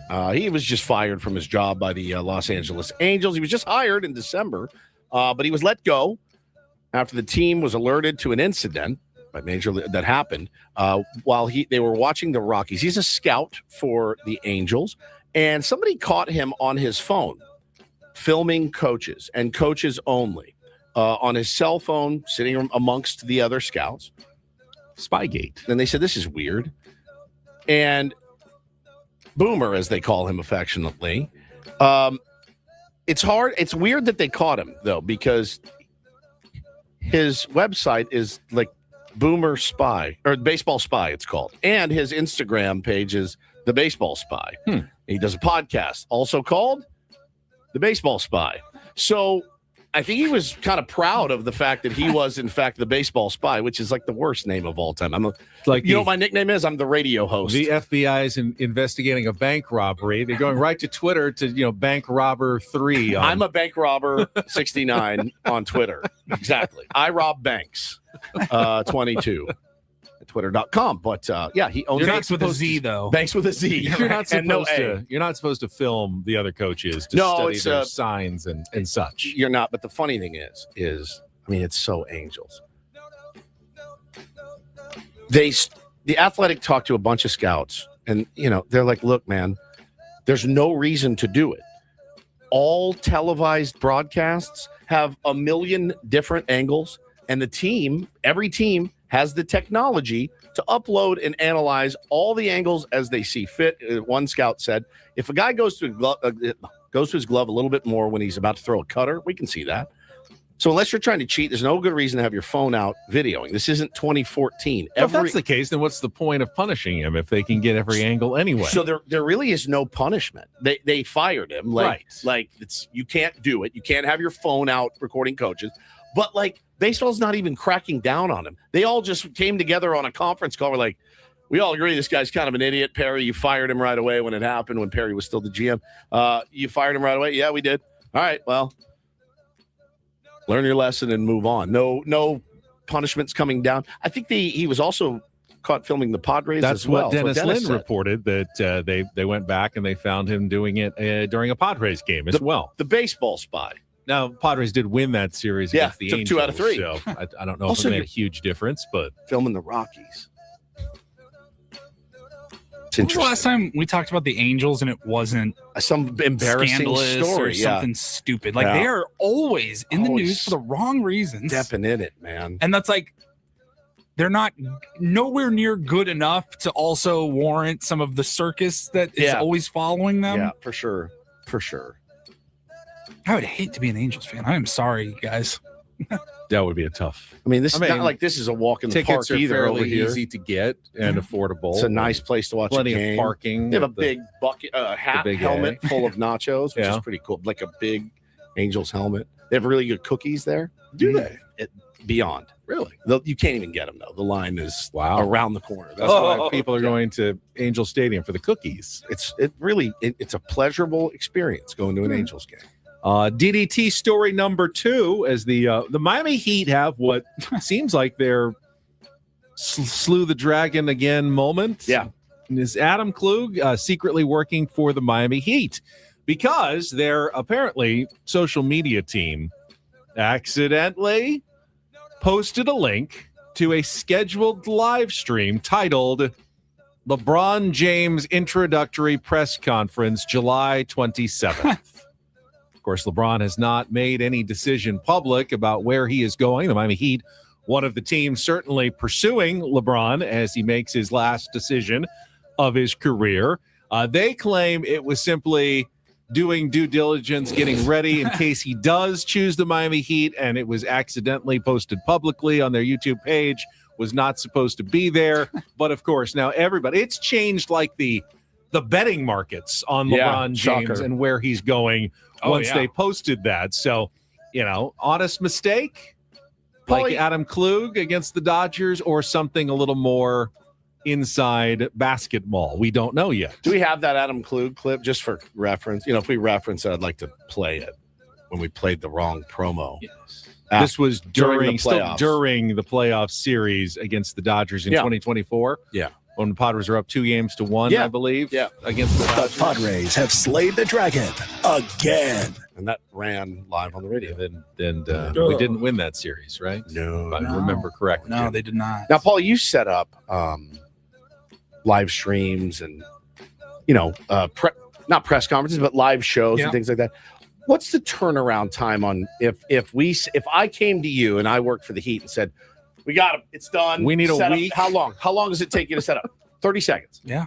30 seconds. Not that long. On No Planet, do you have to do the 5-day in advance? Like they could have all the graphics and everything already done, ready to go. Yeah.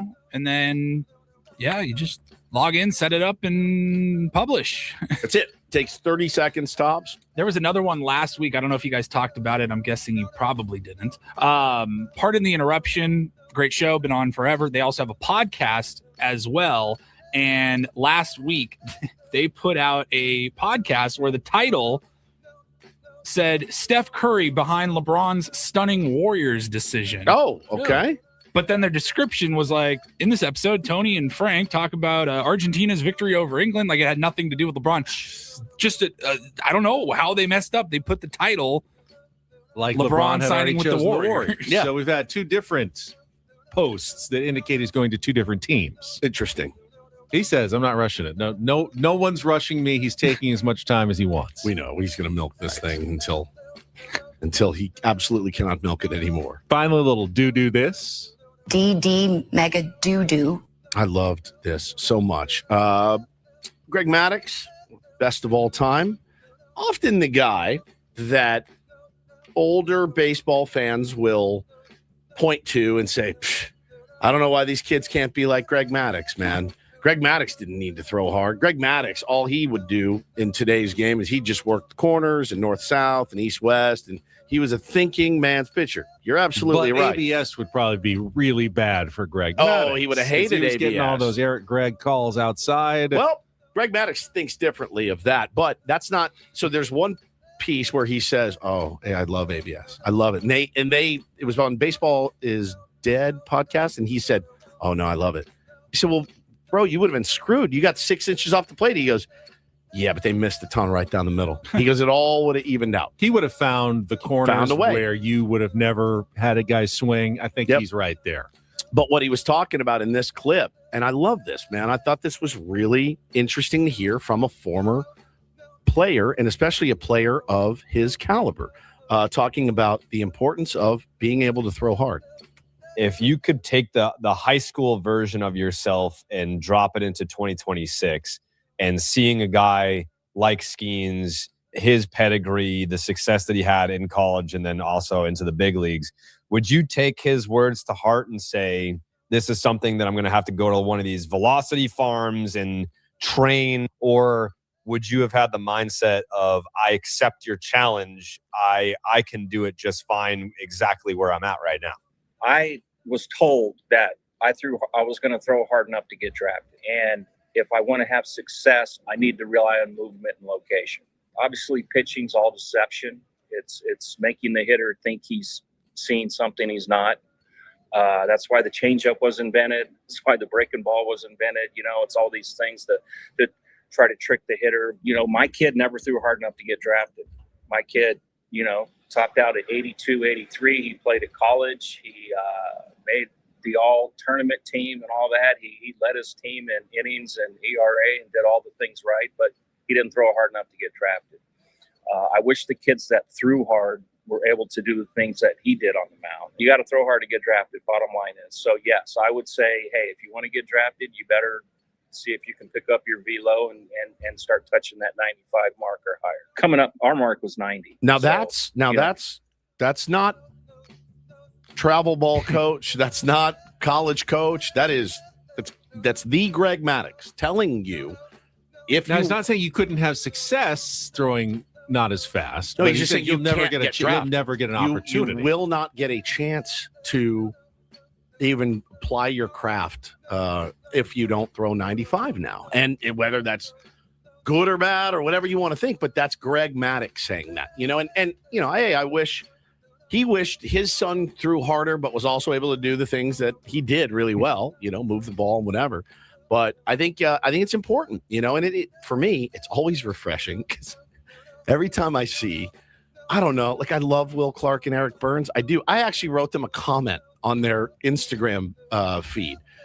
Every time they do a podcast together, all it is them just pantsless dumping on baseball. And I know they love baseball, and I know they are lifers, and I know that, and I respect them both so much and what they did and how they played. You're not going to get everybody to go back the way it was. I go, guys, like, I love you. I love listening to your podcast. I love your energy. I said, every time I tune in, it's you. Nobody hits and run anymore. Nobody. I'm like, we did one last night. It happens. Like, stop generalizing.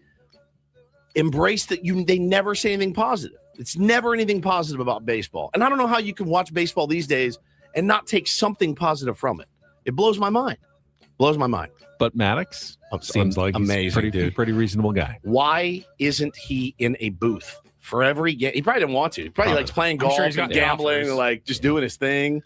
But he was so good on that, man. And that is Don't and Do This for a Wednesday.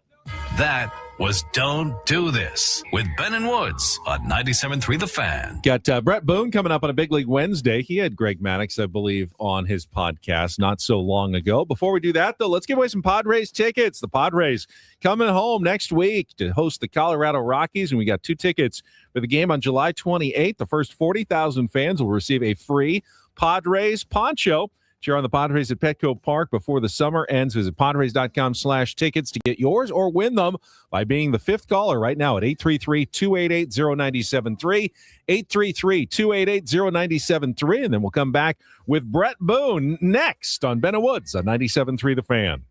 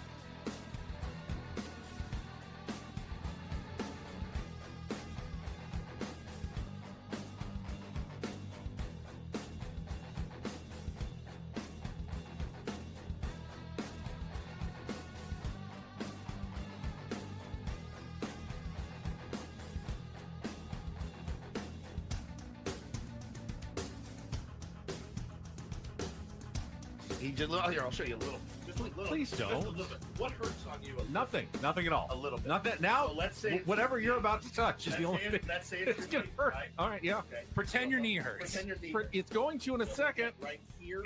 Oh, that is not pleasant. Hey, player, this is all yours. This room with this view. This speakeasy with this cocktail. Hey, could you make that too? The spa with this. Ah. And this pool on this roof. This is all for you. The all-new Hamul Casino Resort, now open.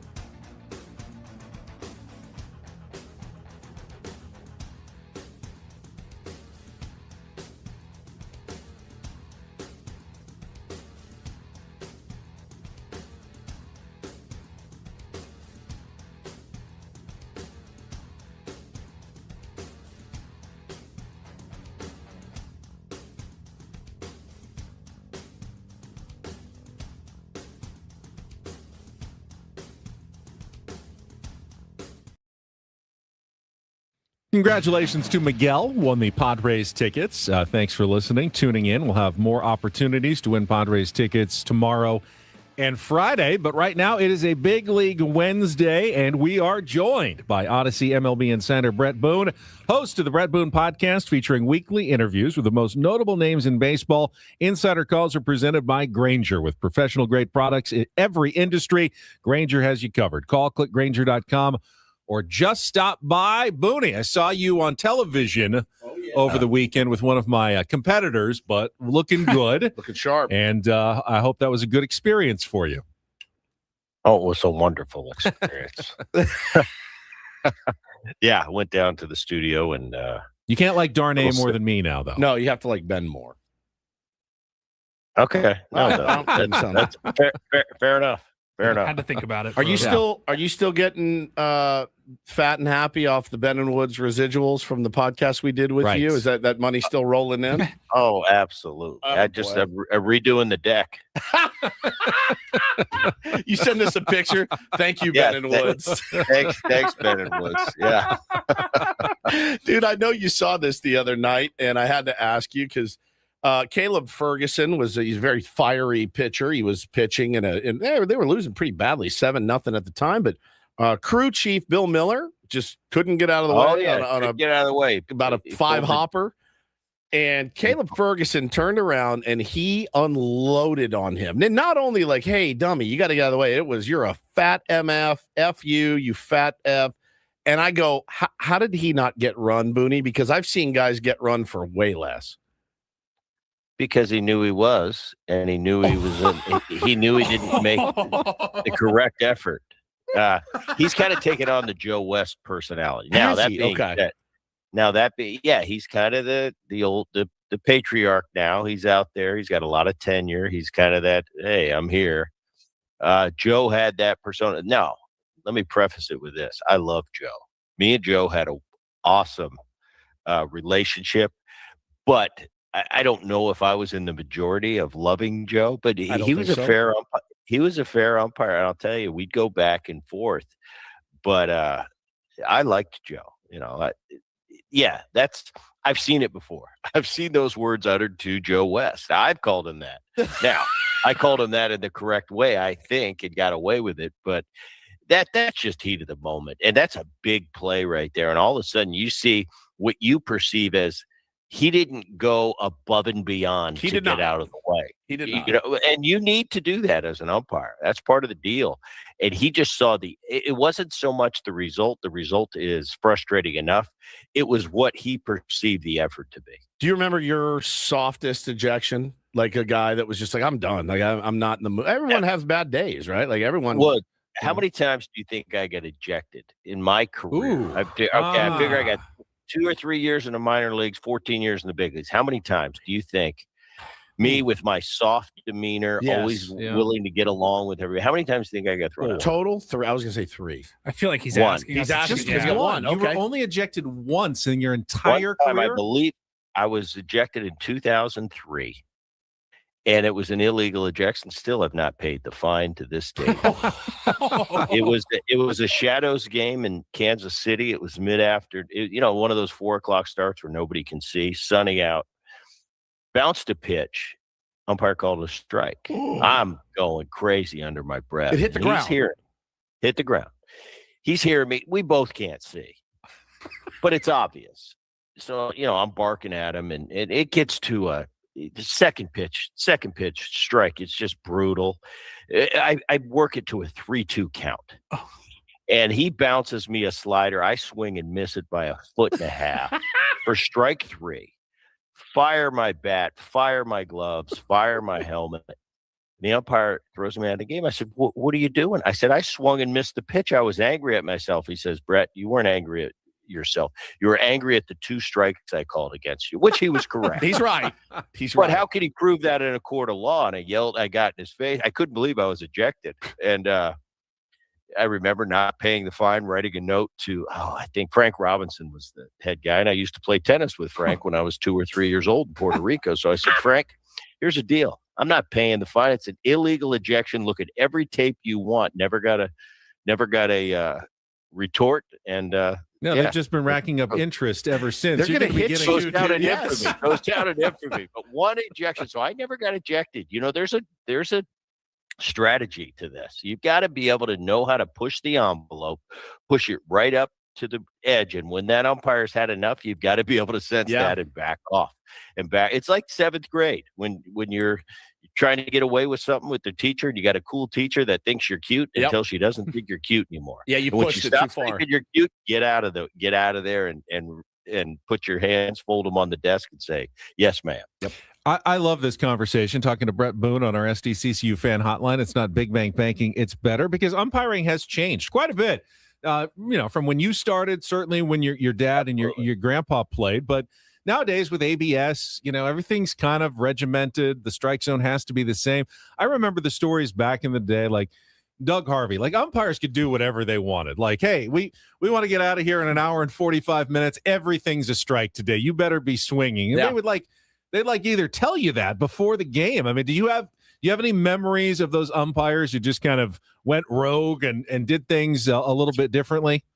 Absolutely. It was the old guard, and they couldn't be fired, and they knew it. The new umpires, way less personality. Yeah.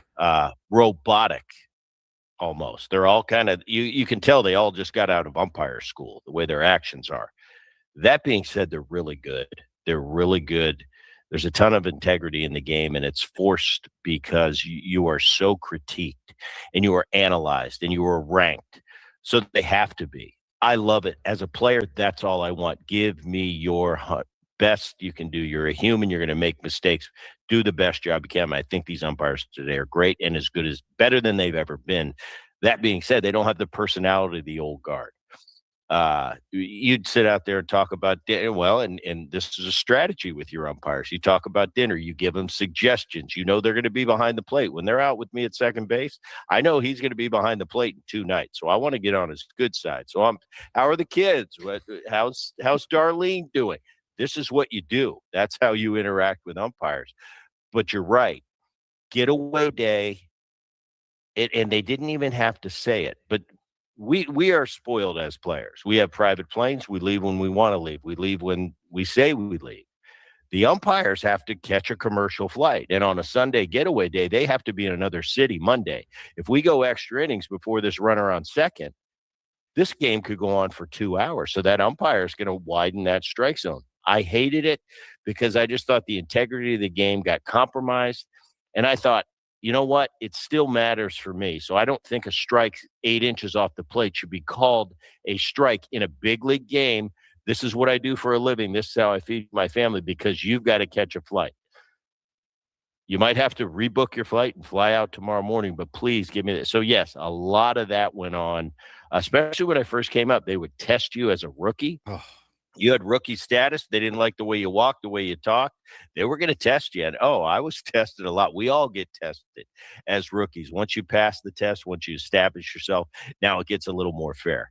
Have I told you the Eric Gregg story? Eric Gregg, real quick. I'll quicken up my speech. Eric Gregg, he comes to the big league, or I get to the big leagues. I'm just this snotty-nosed rookie, and I'm swinging hard and, taking names. And I'm at a bar one night in St. Louis. Eric Gregg's over there smoking a stogie, feet kicked up, hat on. And I look at him and I say, you know what? I sent him a beer over. Eric kind of cheerses me from the thing. I walk over to the bar and I sit next to him. I said, hey, Eric, how you doing? Booty, what's going on? Nice as could be to me. Now, this guy never, ever I never got a good call from him on a tight pitch. It was always a strike. And I said, Eric, I got a question for you. I said, did my dad do something to you? And he kind of looked at me, what are you talking about? I said, because whatever he did to you, you're taking it out on me. I never get the benefit of the doubt. He laughed, Booney, no, I loved your dad. I like you, this and that. From that day forward, every close call I ever got from Eric Gregg was a ball. Yes, it went my food. Little strategic things. I teach the young kids. This is what you do to these guys. You gotta maybe bribery. A beer and a conversation, putting them on the spot. But now with ABS, though, you can't necessarily get away with that every time. Can't do it anymore. ABS, like I said, these guys are robotic. They're so critiqued. They're so analyzed that the integrity is at the highest point I think it's ever been in the game. And it was just a different game. That's not a really a slight against the umpires of my generation. That's just the way it was then. It was establish your strike zone, and the good ones kept it. One day it might be 2 inches outside corner, but 2 inches on the inside they were giving me. And they established that, and they were good enough to keep that. I knew the rules. I knew the strike zone. And the great ones were good. I love the human element, but I just think we're getting to a point in society. Everything's going so fast. Technology's so great. Yep. ABS is the way to go. And I think eventually, within a couple of years, I think you're going to have a complete balls and strikes called by the computer. And probably at this stage, it should be that way. One thing is, it's the same umpire every night. You know exactly what the strike zone is, so there's no excuses either way. I think that's where we're heading. And as much as old school I am, I think it's good for the game. Boney, really appreciate Amazing it. stuff. I love the umpire talk. Probably out of time for what can we say about the Padres at this point? We talked about consistency. 2 games. Hey, they're 2 games back. They're good one day. They're not good the next day, though. It's like, how do you find the consistency you need? Yeah, but look at teams around baseball right now. There's a ton of teams just like I watch as many games as I can. There's a ton of teams going through that. Just everybody's waiting for an answer. Who's going to be the buyers? Who's going to be the sellers? Yeah. Nobody knows. Nobody will give them anything. You win, like you said, you win one, you lose 2. You win 2, hey, we're back. You lose 1. You never know. But they're sitting there 2 games out at this stage with a week to go. I can't imagine everybody in that San Diego front out, we're going to sell. You're 2 games out of the wild card. I mean, you're a win 4 out of the next 5 away from being a wild card team. So at this stage, I don't know. I think it's great for the game. I think there's a lot of intrigue. I think there's a lot of interest, ton of cities involved. it's great for the game of baseball. As mediocre as the play's been, it's like it's great for the game of baseball. Everybody's excited. A lot of cities excited. San Diego, let's see what they can do. Great stuff, Booney. Thank We you, will brother. talk to you again next Wednesday. You got it. There You he got it, is, guys. Odyssey MLB insider Bret Boone, brought to you by Grainger with professional-grade products for every industry. Grainger has you covered. Call clickgrainger.com or just stop by. Yeah, I feel like you lost something with the umpires and the personalities, but you probably gained more than you lost. I agree. Consistency. You need professionalism You do. from your umpires. And again, and I know it's probably more fun to establish that, but anytime your umpire has a bigger personality, we've seen it. We still see them make it about themselves when it's like in reality, nobody cares. Stories man. like just get Booney it right. just told, that those sound like pitchers hitting home runs. Right, And right. Those were fun It was when cool they when it happened, but yeah. we don't need it. It was amusing when the Padres were up on Sunday 19-2 and they had the position player in, so they turn off ABS and the umpire was like, ball at the forehead, strike. Right. We are getting out of here now that there's no more ABS. It is a strike. You better start swinging at these pitches. All right, we'll come back. We got 2 hours still to go. Take on Woods. We've got Eno Sarris on a special Wednesday edition of Smart Baseball in our 8:30 hour as well. So don't go anywhere. More coming up next on San Diego's #1 sports station, 97.3 The Fan.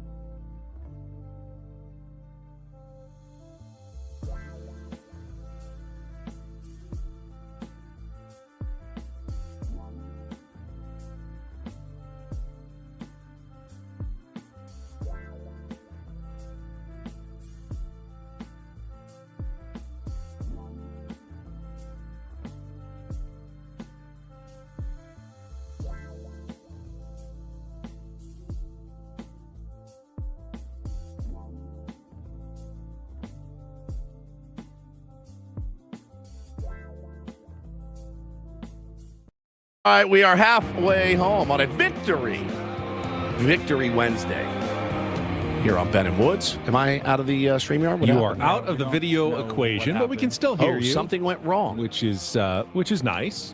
He's Woodsy. The old days. Over to my left is Paul Reindl. Are you taking my spot now? I am, because you're not in the video stream, so no one can really acknowledge you until you're back. Give you a chance to get back into things. I'm Ben Higgins. We are Ben and Woods. Thanks again to Bret Boone, who just joined us, does every week on our Big League Wednesday. Although Bret has this, I've noticed the last few weeks. Paulie, you send out a tweet from the show account promoting his appearance that he's going to join Ben and Woods coming up, at the bottom of the hour. I noticed this and as then well. Bret comes on, does the appearance, and then at the end of the appearance, he will retweet with the eyeball emojis. And it's too late. You've already come on. You missed it. I mean, you can go back and listen, obviously, Somebody for sure. But that sees it in 6 hours can click the link and go check it out. That's true. But he's like Better always than right nothing. after that. I mean, I appreciate that he does that. And he had some great stories about old umpires in the day. If you missed it in our last segment, it would definitely be worth checking out on our Odyssey Spotify podcast, just wherever you get your podcasts. Little glitch there. I'm gonna have to marinate in that one for a minute. That's wow. That was an all-timer. That was all time. Didn't know what I was trying to say, so that really. I don't think anybody did. Are you okay? Yeah, I'm good now. Hang on, I'm gonna. You threw me off by being not in the stream to start the segment. It kicked me out. I don't know why. I didn't do anything. I didn't touch anything. It happened. But I would say that you were thrown off. Let's say very much. A little bit. Okay, there we go. I got it. It'd be worth checking. It'd be worth checking out on our Odyssey Spotify podcast, just wherever you get your podcasts. Again, not my finest moment. We don't need it again. Everyone heard it twice now. Again, on our Odyssey Spotify podcast, just wherever you get your podcasts. Odyssey and podcast and Spotify is hard to say together. Three very made up words. My brain. Yes, Spotify, Odyssey, podcast. Correct. Wow. Yeah, that we need to blow in you and put you back in the machine, dude. You okay? Yeah. Wow. All I was gonna say was I remember. It doesn't matter. The story was 10 minutes ago, but God, we had our old boss at the old station. I think this is before our show existed. Like when I was working on other shows, he really would pressure us to not only book guests, but then text them separately after they've already agreed to come on the show. Yeah. If they were notable guests, and be like, "Can you tweet out this link from your account promote it?" Because they're thinking. Hey, so-and-so's got 250,000 followers. You're like, of course it'd be great if they're like, hey, everyone, I'm going to jump on the show in San Diego. But they don't do that. And that's kind of a weird ask. And I was so uncomfortable. Oh, it'd make me sick. And then waiting if they for do the it on their bubbles. own, you're very that's appreciative. great. That's awesome. You can't really ask them to do that. No. That's their account. Did anybody figure out what is going on with our company yesterday? All the big news that dropped. I saw that it's email public. from our CEO. It's public. So I saw this. There's a sharing agreement between Odyssey and Sirius XM. So I think they've joined a sports agreement. Is it sports only? Just our sports stations, right now, I think. Yeah. So I can now curse because I'm on Sirius XM. Actually, we're not right now. This doesn't happen until September, I think. But I saw a little piece that dropped and it made me laugh because actually Darren Smith sent it to me. It said, "Oh, I can't wait to hear this guy on Ben and Woods." It says, as part of the sharing agreement, Sirius XM personalities like Mad Dog Russo may appear as cross-promotional guests on WFAN and other Odyssey stations. Top radio personalities, Ben, are expected to show up on Sirius XM as guests as well. So that means you could get the call if someone is interested in, Padres trade deadline, as they always are. You always get a call or two. I've done it in Philly. You've done it before. You get that phone call, but it's XM now. Well, Paulie, why don't you put in the request to get Howard Stern on for us? Yes. Because he's a serious host. I know you guys would enjoy. I would enjoy it. Having him on as a guest. Get his thoughts on the Padres, Right. buy, sell, hold. Mason Miller, his value that he brings. Right. But Darren said, I'm looking forward to hearing Mad Dog on Ben and Woods. I said, once was enough, I think. We did it once, and that was, he was walking by, and that was fine. Baseball winter meeting. I think I've gotten my Mad Dog fix. And I've already worked for Sirius before in the past. With Steve Kerr. Yeah, I had my show with Steve Kerr. I pulled up a We clip. have a very equal scales. Yeah, on you the have guaranteed ratings. contracts? There's we have no nothing guaranteed guaranteed contracts about in radio. They're all basically. This is our boss, right? This is our boss. By the Yeah. way, so. Guarantee their contracts are crying out loud. Let's go here. Let's go. We should lobbying have for us to get an lobbying for extension us to back in get- 2019. Yeah, we got It's one. Mad Dog. Got another one. Got a few Got since another then. one. Got another one. I'm assuming this all comes with, because I see what Stern and Mad Dog get paid for their Sirius XM radio shows. So massive I'm bumps. assuming we get like 50 times what we're now making in Right. our new contract Right, for this right. this Sirius upgrade goes into effect. Did we negotiate that? If they put us on Sirius, they have to pay us triple what they're already paying us? It's weird that announcement dropped after we signed our new deal, Yeah. by the way. Right. So very smart Right. of them. Well, we still have to, we're not going into effect until September. So I think we still have to say but in September. I mean, Adam, correct me if I'm wrong, but I think if we're on Sirius, we can just curse and say whatever we want, right? Someday. I think that's how it works. Might need like a splitter, like one feed goes to the radio, Yeah. with clean language, Ooh, that'd and be the cool. other goes to Sirius, and you can Sounds say like a lot of work what you for me. want. That sounds really rad. So yeah, I guess listen.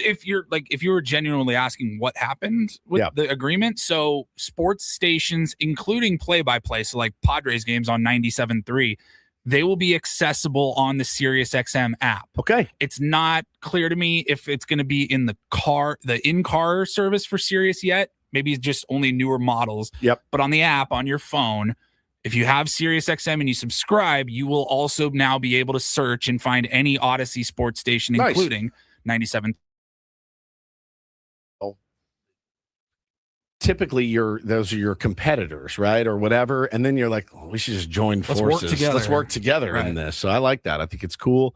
Hopefully, it boosts the health of the industry, because I really love the industry. I still think this is the best way to connect to a local audience that exists. It more than anything else, more than newspapers and podcasts and television, more than anything. No offense, Ben, but local radio is the best way to connect. And I believe in that. I've always believed in that. So the healthier we can make it, the better. Speaking of big money deals, Dennis Lynn and The Athletic did report late last night, if you missed it, that Kwanzaa Jones and Jose Feliciano have submitted their final paperwork to Major League Baseball with their ownership structure, all their investors, all their ducks in a row. And now it will be up to the owners to have that vote. It is not expected to happen until August after the trade deadline, but that is all set now. They have gotten everything that they needed to get paperwork-wise to Major League Baseball, and Dennis did write that, when it comes to the trade deadline, Feliciano and Jones have already been kind of pretty instrumental. They run things by them at this point, knowing that they're probably about to take over, so, they can't approve whatever they'd like at this point going forward, knowing that they should have control of this team before the end of the season for the last couple of months. Will be very interesting to see how it all plays out. I think, we talked at length about it yesterday. What do you need to see from this team? Easy. I want to see more nights like last night. You do that 10, 11 more times in a row, Benny. I don't think there's any question what this team especially is going to do, but we'll get to the reach around later to find out how some of the other teams did yesterday. But again, Padres picked up a half a game yesterday, and that's kind of what they're doing, is trying to chip away at this. And Boone said it, Agler said it. I've heard other people say it. I think we all reserve the right to change our mind. It's just the levels, I think, where people would be comfortable or uncomfortable with AJ at the deadline. Meaning, hey man, we're in we have a wild card. We're currently now August 3rd in a wild card spot. Let's trade Ethan Salas for a 2-month rental. No, I don't think anybody's comfortable with that. Let's trade Cash Mayfield for a 2-month rental. Maybe, I don't know. We'd obviously all love AJ Preller to have the greatest trade deadline of all time, whether they're buyers or sellers, and be the wizard that he is capable of being. But what's your level of comfort? It's just, and we had the discussion yesterday, and nothing really changes today. Every single day feels a little bit different. If they play, like you said, another game or two like last night, yeah, you'd feel like it's a crime that they don't at least, give a few more resources, a little more pitching, give a chance for Nick Pivetta and Joe Musgrove to come back, because this looks like a pretty good team. If they go out and lose 8-1 tonight, right, you'll come right back tomorrow and go, what are we doing here? This team has no hope. I mean, they've got to sell at the deadline, and we're just going to keep doing this based on the results day after day. It is it almost makes no sense that we're talking about it. I know it's like a bipolar way to live, and somebody just said, Angelo said, 500 team got me changing my mind every day.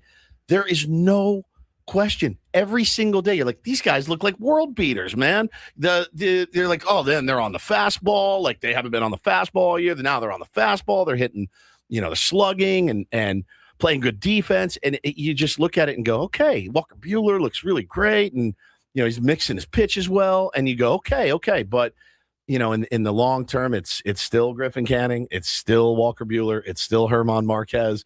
There's a reason. And our pal Tommy tweeted yesterday, and it was that circling the drain moment in your mind where it was like, how did we get here?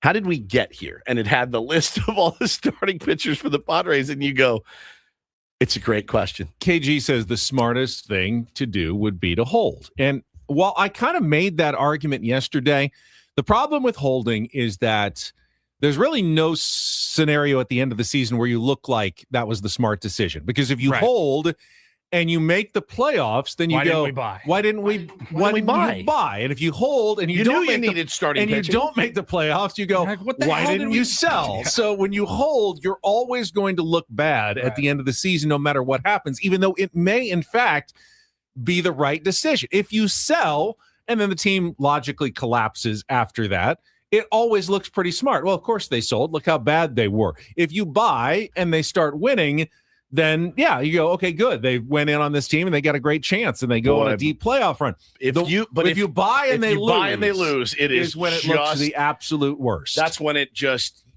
and internally if you sell you and explode. they win, which is very rare, but it happens. Sometimes happens. You go like, oh, best of both worlds. Addition by subtraction. We just gained some prospects, and somehow this team ended up playing better after the trade deadline. It's the most rare of cases, but we have seen it a couple of times where a team is kind of, we're not in it, and then they get hot after the deadline. It brings up this point Ocean View Coffee Shop makes. Only 2 games out from a wild card, right? And so I saw a report this morning, Ocean View, that said, the Nationals are poised to trade, what's his name, Foster Griffin, rookie. He's an older rookie, but he's a rookie after time in Japan. And I go, what? Why? You're in it. You're ahead of the Padres, right? And again, I go back to what they talked about on MLB Network. Executives and organizations sit in a room and they text each other and they ask each other, can this team win a World Series? Do we have the pieces to win a World Series? I think if you're the Nationals, Ben, you go, we've got one starting pitcher essentially and a bad bullpen. The answer is no. So let's sell, rebuild, whatever we have to do, get pieces, which sucks for their fan base. 2 teams with almost identical records, Padres and Nationals, both with struggles of their own and deficiencies of their own. You have people like Bret Boone, and you have people say, dude, you're 2 games out. You got a veteran-laden team. You got to go for it. I'm a mess. My brain is a cyclone. It just, all of it makes sense to me. Like, you could sway me either way, but what it boils down to is I just think you need too much. I don't know that you have enough to acquire the things that you actually need. And then it's got to work. I don't think you can argue necessarily if the Padres definitely should buy. The Nationals, the Marlins, they're in a free fall. Yes. The Cardinals, they were never supposed to be in it this year. They're maybe more likely to hold or sell. Maybe the Diamondbacks, they need pitching badly. They could buy. They're tied for the wild card third spot with the Pirates, and that would be the other team that I feel like it's just been so long that maybe they need to buy at this point and try to add to their lineup. I feel like too that yesterday I was pretty vehement about it. I still kind of am just based on where we are, but I feel like it went against every fiber in my body of the person that I am. Like, oh, we got a shot. You got to go if there's a shot. Like you have to. Like, what would I tell my little leaguers if they were down two games to none? I wouldn't be like, let's pack it up, dude. No, God, no. I'd be in there like, let's go, let's fight. But I know it doesn't work that way. But that's why the front office and the dugout are completely separate. I mean, that's right. The dugout knows what's happening in the front office, but you have different people making those decisions. We're going to take a timeout. We've got at the bottom of the hour, Smart Baseball with Eno Sarris. But before that, play a game of Take on Woods. We've got either the wild card or the music category left this week, and your chance to qualify for the getaway at the Fontainebleau Las Vegas and the $150 food and beverage credit. If you'd like to be our contestant, call now 833-288-0973, 833-288-0973. We'll come back with that next. Broadcasting live from the Bill House Studios. We know how. It's Ben and Woods on San Diego's #1 sports station, 97.3 The Fan. Just as we were talking about, as a baseball fan, you know the best teams don't.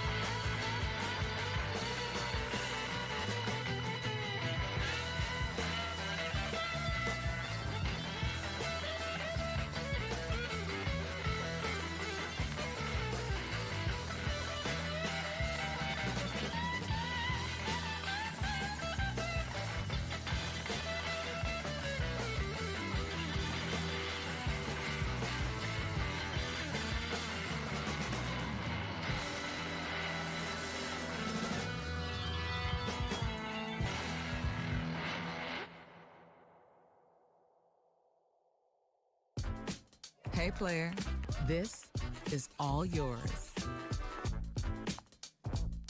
This room with this view. This speakeasy with this cocktail. Hey, could you make that too? The spa with this. Ah. And this pool on this roof. This is all for you. The all-new Hamul Casino Resort, now open.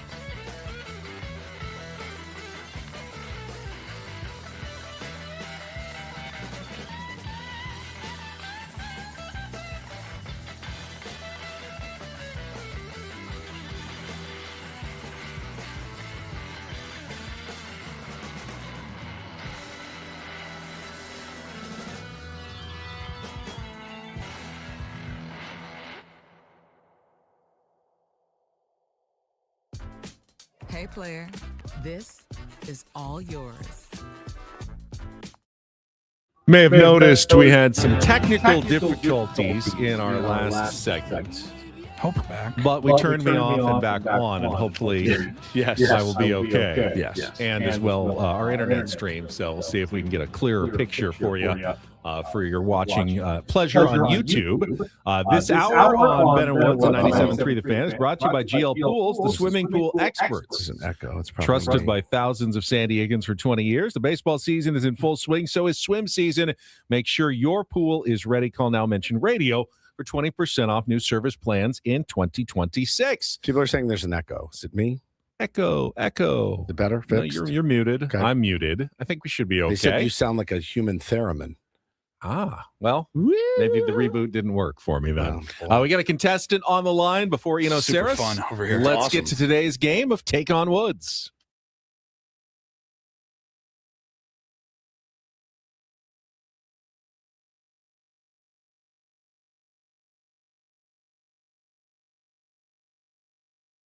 Take on Woods, brought to you by Bay Alarm Security Fire Alarms for every business. We got you. Still need to reboot me again? Sometimes it takes twice. We got Brian on the line. Brian, are you there?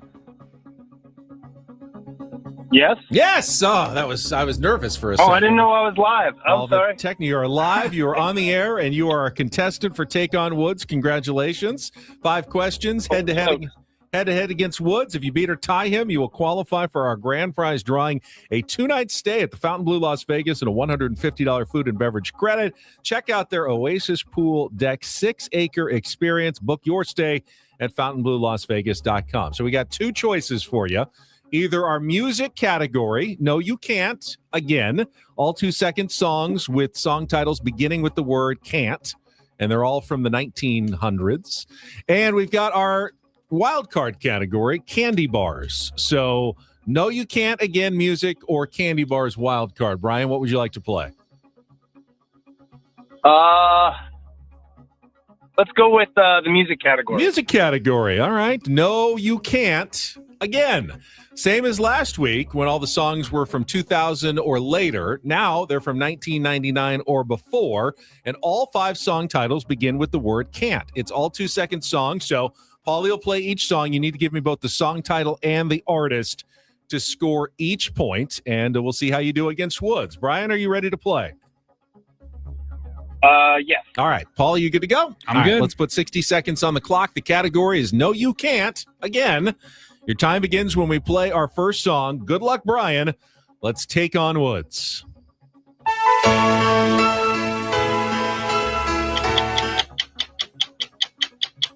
Pass. All right. Song number 2. Can't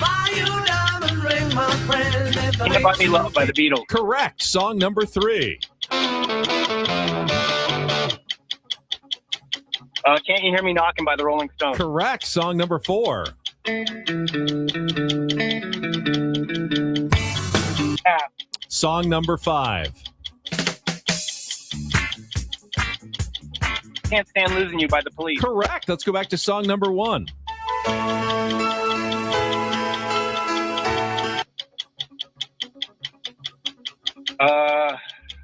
Can't You Mend a Broken Heart by Journey. It's incorrect, but good guess. Let's try song number 4 one more time.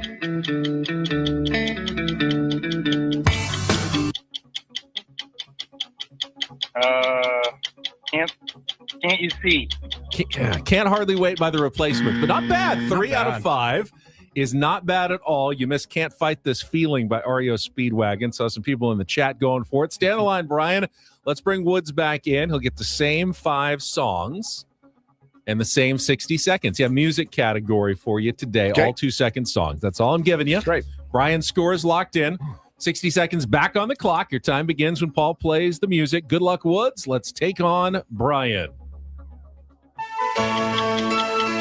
I Can't Fight This Feeling Anymore by REO Speedwagon. Correct. Song number 2.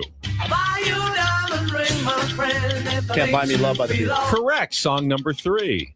Can't You Hear Me Knocking by the Rolling Stones. Correct. Song number 4. Can't Hardly Wait by the Replacements. Yeah, and song number 5. Can't Stand Losing You by the Police. Yeah, it's a 5 for 5 there, Woods. Very well done. No, you can't. Again, last week was all songs since 2000. Yes. You didn't do as well. This week was all songs before 2000, and you did very well. Shocker. How that works. Shocker. Right. I was not surprised that you got number 3, as it's been about 5 years as our theme song. Yeah, for this buddy. show. Still love that. Can't you hear me knocking? When I was putting that together for the 2-second song, I go, God dang, I kind of miss hearing that every morning. Yeah. That song was a banger. It was to a start banger. start the show every day. It's a good one. It's a good and then one. isn't this one of our bumpers? Yeah, can't hardly wait. Beautiful. Yeah, you were set up for success there. Brian did the 3 though out of 5, which is not bad. I was at kind all. of set up, dialed there. You were on that one. We've got our wild card category remaining on Friday, and we'll play a little real or fake tomorrow. But when we come back, Eno Sarris is going to join us for a little smart baseball talk on a Wednesday, since we've got a short show for you with early Padres baseball tomorrow. It's all coming up right here on 97.3 The Fan. Gambling problem? Call 1-800-GAMBLER. GEGE 000-466. For a full list of games and rules, played at 7 Mile Casino. Visit 7milecasino.com. Midweek, looking for something fun to do? May I suggest a short trip down to Chula Vista, right off the 5 freeway, where you can experience for yourself San Diego's best, most upscale card room. It is Woods 7 Mile Casino. Yes, Ben, it is 7 Mile Casino. They got Texas Hold'em Pie Gal. They've got Baccarat, and they've got California-style blackjack. You can go sit down and whatever tickles your fancy. You can sit down and play for a while. Where have is some my lunch. fancy? I don't want to know where your fancy is, buddy. Mine is with California-style blackjack. That tickles my fancy. It does. It's a lot of fun. They're friendly dealers, smoke-free environment as well. All right, you can have a great meal at Sammy's at 7 Mile. Enjoy it on the patio with the great views of San Diego Bay and Coronado and the Silver Strand. It's really gorgeous out there, and it's also pretty nice inside with windows, no smoking, comfortable chairs, great dealers, so many different reasons for you. Take some friends, go out, experience an evening, an afternoon, middle of the night, open 24/7, anytime at 7 Mile Casino, just 7 minutes from downtown.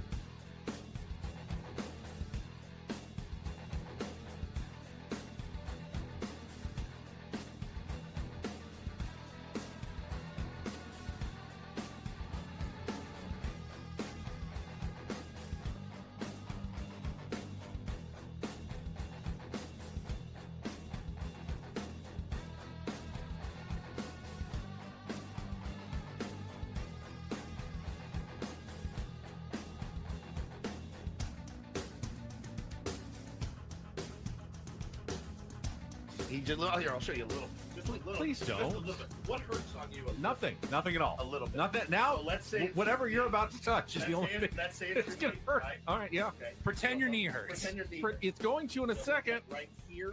Oh, that is not pleasant. Hey, player, this is all yours. This room with this view. This speakeasy with this cocktail. Hey, could you make that too? The spa with this. Ah. And this pool on this roof. This is all for you. The all-new Hamul Casino Resort, now open.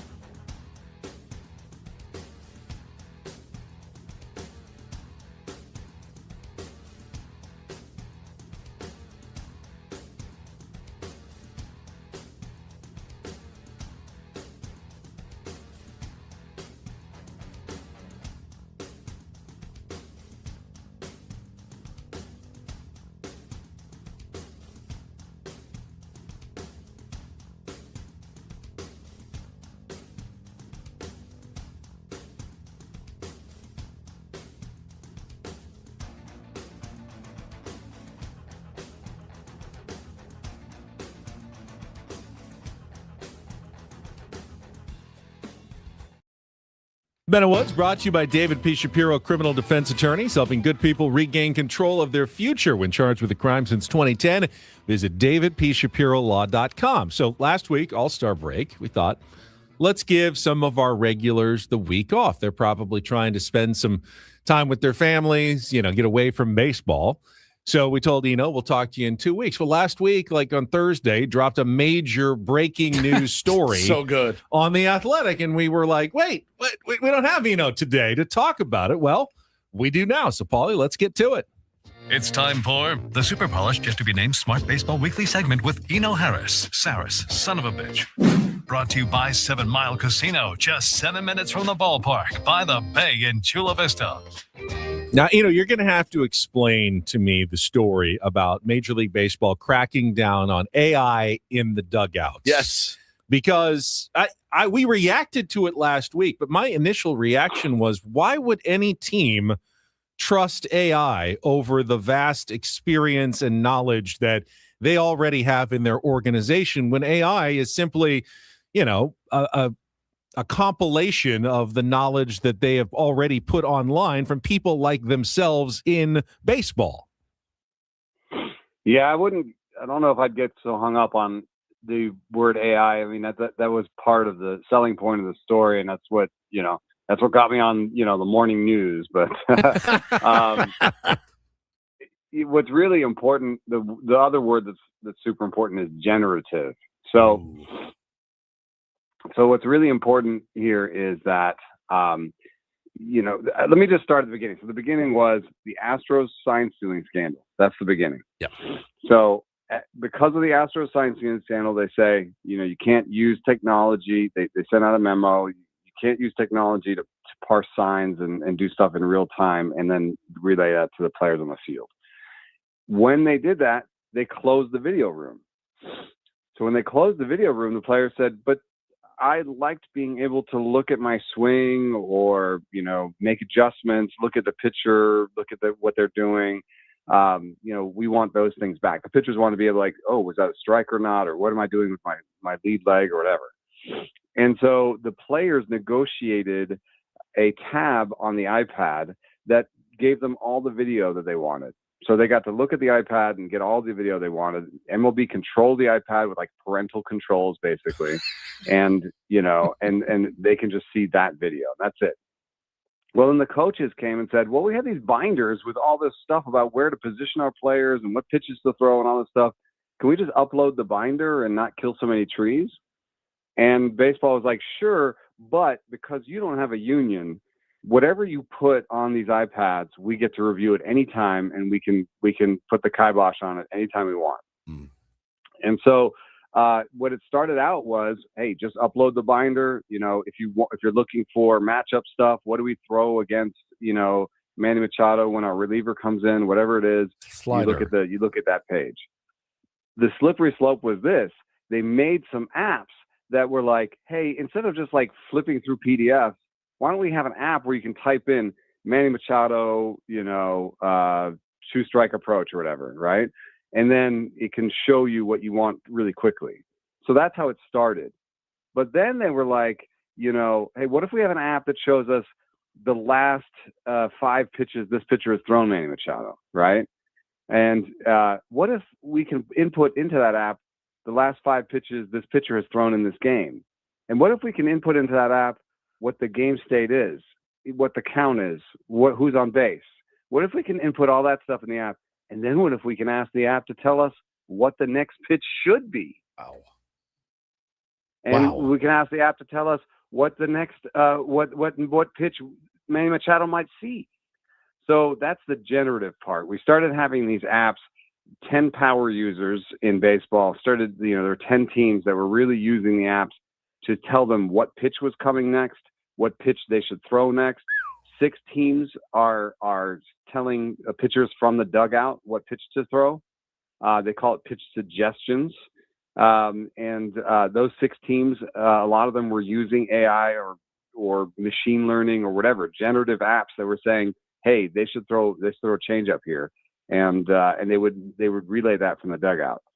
So I think, you're right. AI has some flaws, but these models were pretty dialed in. And they found an end around where they're like, well, if I have somebody tracking the game and inputting data during the game, then I can make these models better. Because the model will, if the model just doesn't know what happened in this game, it's going to look at the past and it's going to say, okay, well, in other games he did this. But if the model knows what's happening in this game, it's better. It's going to know.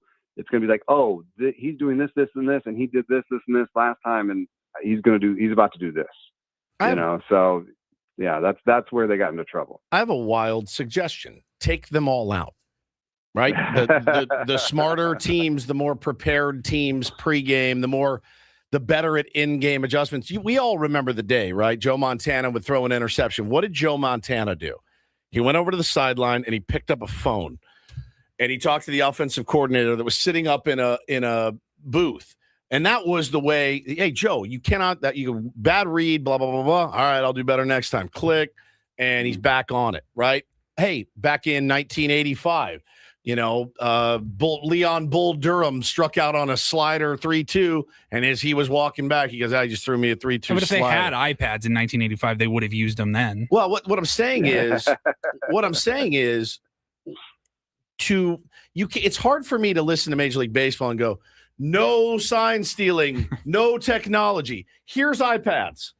It's like my kids. Like you are so reliant on technology. But they had parental control. Here's an iPad. And it just goes to show you, like Dusty Baker talking about some of the feel leaving the game. The feel is leaving the game. And instead of burying your face in an iPad, bury your face in Jake Cronenworth's face. What'd you see there? What's he throwing? What's it look like? Right? Like that's if you really want to stop all of it, then that's kind of what you'd have to do. And I love technology. I think it's great. I think it's awesome. Helped my golf swing. It's helped my baseball team. Like, I totally am in favor of it. But man, they're always going to take a mile when you give them an inch.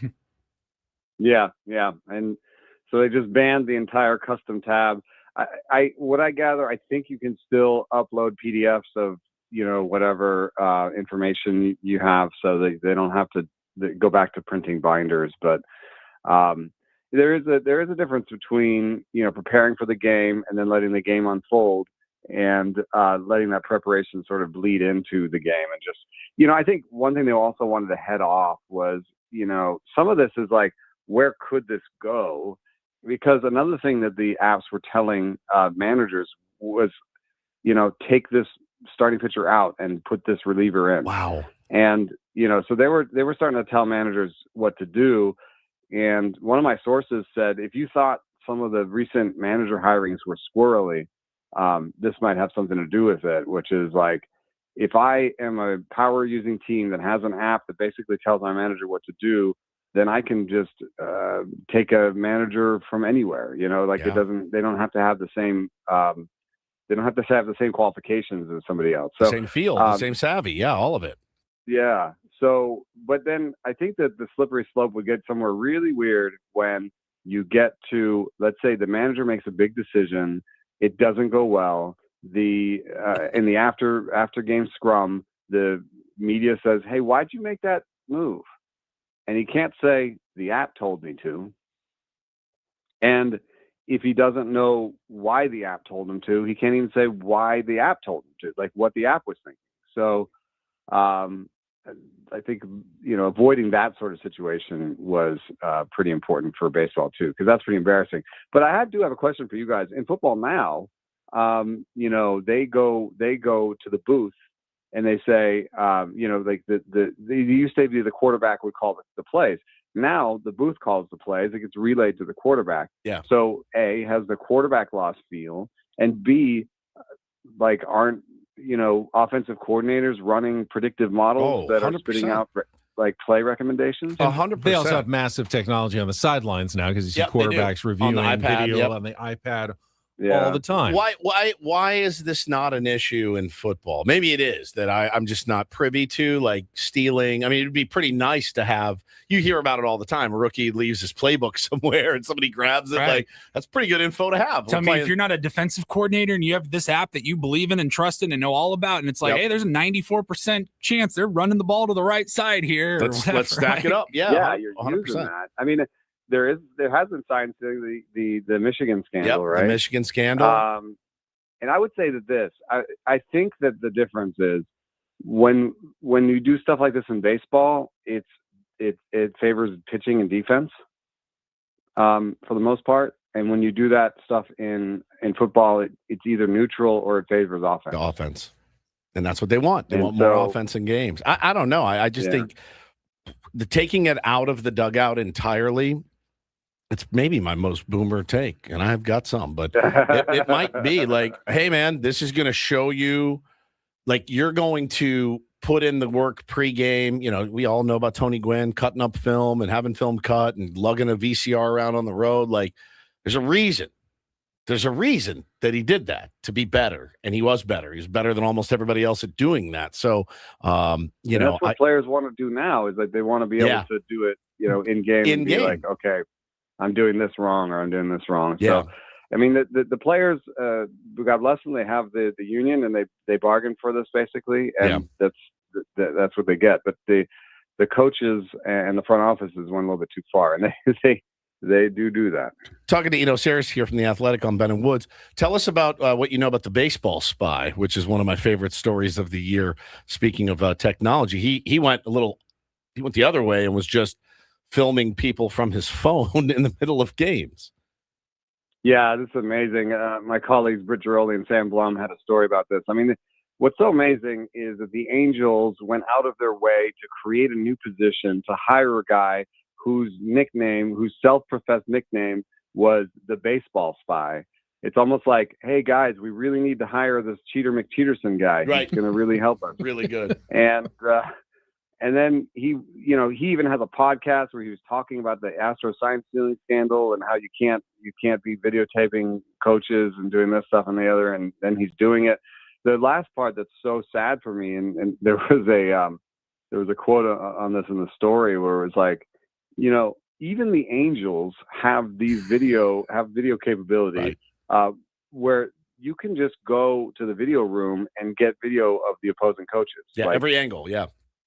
Every angle is available to you. There's no need to videotape the other coaches. That tape exists somewhere else. And so, and if he'd spotted something with his eyes and then gone to the video room and said, "Hey, can we look at this? Yep. Oh, look, I think this is what this is." Then the team organization would have said, "Thank you. That's great work." Yep. Instead, he embarrassed them basically. And he apparently, Dennis came out today and said he was taping the Padres too. Yep. And of course, the Angels lost 2 out of 3 to the Rockies and lost 2 out of 3 to the Padres.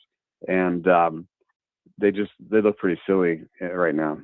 Eno Sarris is with us from The Athletic. Let's talk about playoff odds in the Padres. We kind of update them every single day. I don't know how much they mean. Right now, FanGraph says the Padres have a 12.1% chance of making the playoffs, but that changes day to day. But a team like the Pirates, just 2 games ahead, has a 46.4% chance of making the playoffs. When does it make sense to buy versus sell? Is there like a tipping point where it makes sense for a team to invest rather than sell off assets? Yeah, I don't know what that number is. I sort of in my head have thought that like 30%, like 1 in 3 shot, maybe 1 in 4 shot, somewhere in there, you kind of want to buy. What complicates it too is that if you're buying in that position, you're buying for a chance at a wild card series. And so you're not going to get a buy. You're not, if the Dodgers get Tarek Skubal, they know that they skip that first round and they get to use Skubal in a longer series, that sort of deal. But if the Padres buy aggressively and make the playoffs, they're going to make it in a wild card scenario, most likely. The reason that the Pirates and Padres odds are so different probably has to do with something as simple as how many times the Dodgers appear on the schedule. But the Padres schedule actually doesn't look that bad. 27th easiest the rest of the year, I think they said, or something like that. Yeah, the Dodgers are on there 3 times. The Yankees, 3 games. Yankees, 3 games. Rays, 3 games. Those are the only real tough ones. It's provided, of course, they come out unscathed from this Houston, Cleveland situation that's coming up, Milwaukee. So there's some going on there. I would say a sort of tepid buy. I would when the Braves won it all, yes, they went and got Jorge Soler, Adam Duvall, and Eddie Rosario. They didn't pay a single prospect that was meaningful. That is meaningful in the game today. They won it all. Jorge Soler was the AL MVP. I mean, the World Series MVP.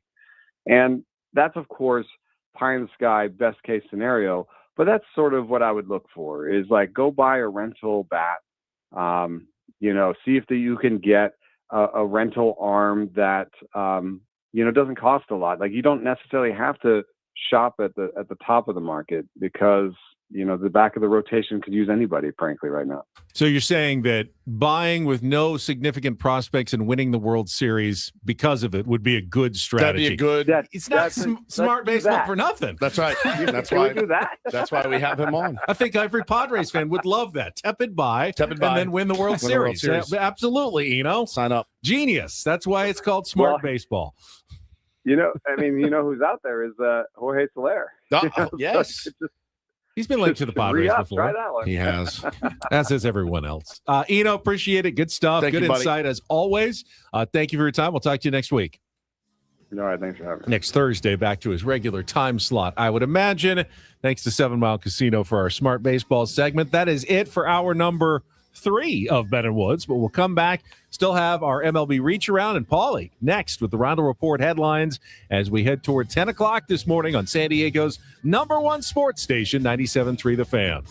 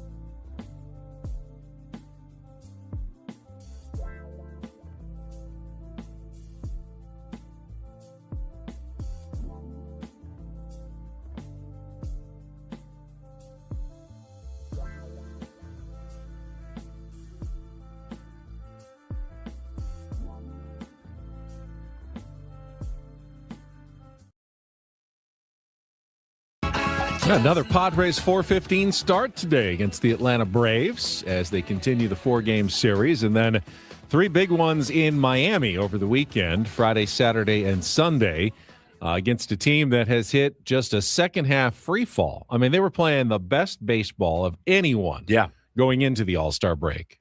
And now they have not won at all since the All-Star break. So they lost a few going in. They lost a couple going in, but from June to early July, they were the hottest team in baseball. Yep. And now they've lost 8 in a row, and they've fallen out of the wild card spot in the National League. And it's now the Pirates and the Diamondbacks who are tied for that wild card lead, at least in the 3rd spot, with the Cubs and Phillies in the first 2 spots in the National League. It's why it's so dumb, and I kick myself every time I do it, on the air at the beginning of the season. It's always hard to write a player off. It's always hard to write a team or a front office off. What the Boston Red Sox have done right now is staggering. Caleb Durbin being a guy for them that was horrible. They wanted him dead in Boston. Dead. That's not an exaggeration. Get him out of here. Also kill him on his way out. They hate him. Guys hitting walk-offs for him. They're winning 14 in a row. Breslow was an idiot. Now he's a genius. It's it's so to make bold proclamations in this business and about this sport is one of the dumbest things that we do. I remember Manny's got to go. Toddy's got to go. It's just ridiculous. It is crazy how fast things change. I remember in 1999, the San Diego Padres were coming off their World Series appearance, but they lost a lot of players. Yeah. Kevin Brown signed with the Dodgers. They weren't nearly as good in 1999 as they were in 1998, and they got off to a really bad start and not totally unexpected. And then sometime in the summer, I want to say August, they went on a 19-game winning streak, or a 14-game winning streak, just like the Red Sox. Yep. And got back to 500. And I remember thinking, all right, here we go. They're on their way. They're going to grab a playoff spot, and this is going to be the turnaround of the century. No, they went right back to being bad again and finished with a losing record that season. Yeah, it was just a brief moment in time where everything clicked, right? The pitching held up. The bullpen was great. You made all the plays defensively, and you got timely hits. And with 162 games in this sucker every year, we sit in here and write these guys off and write this guy off and write this player off, and he's got to go, and we got to trade him. It's so dumb, and it's just not. It just rare. Sometimes it works. Sometimes you can look at it and say, "I think the Giants are cooked." Right? I look at the Giants and I think they're cooked. I look at the Angels. I think they're cooked. But to say it, I guess about the Red Sox, the Marlins, to say that they have taken the next step. They're now going to be a legitimate playoff contender. They're going to hold Sandy Alcantara. I said that on the show. They have to hold him if they're in it. Well, now they can't win a game. It's just so weird. And that doesn't mean that will or won't happen to the Boston Red Sox. Sure, it could. That's the thing, is they could go out and lose 10 in a row. All right, so it was actually earlier in the year. They were 25-39, and then they rallied for 14 straight wins to get back to 39-39. And then they were never above 500 again. And Who's finished this? 74. This is the The Padres Padres? in 1999, yeah. Holy finished 74 cow. and 88. It's crazy. So. 74 and 88. They finished 14 games under. Jesus. Despite a 14-game winning streak. So the rest of the season, they were 28 games under 500. Yep. That's just baseball for you. It's weird that way. And this is why Nicholas just sums it up. He said the Sox have had starting pitching all year, was overlooked when our offense was ass. 100%. That's why I'm overlooking the Padres, is because of that reason, really, and that reason only. I was just looking at the numbers, and yes, while it's nothing to be super proud of. Sorry for hijacking, Paulie. You can take us all the time you need. Go for it. I was looking at the offensive numbers. Padres are creeping up. I mean, they've gone from 30th to 27th in a lot of categories and things like that. Well, they'll never get up to the top 10 at this point. But any movement upward shows that they've been performing well offensively. It's much better than it was. Not much better. It's better than it was.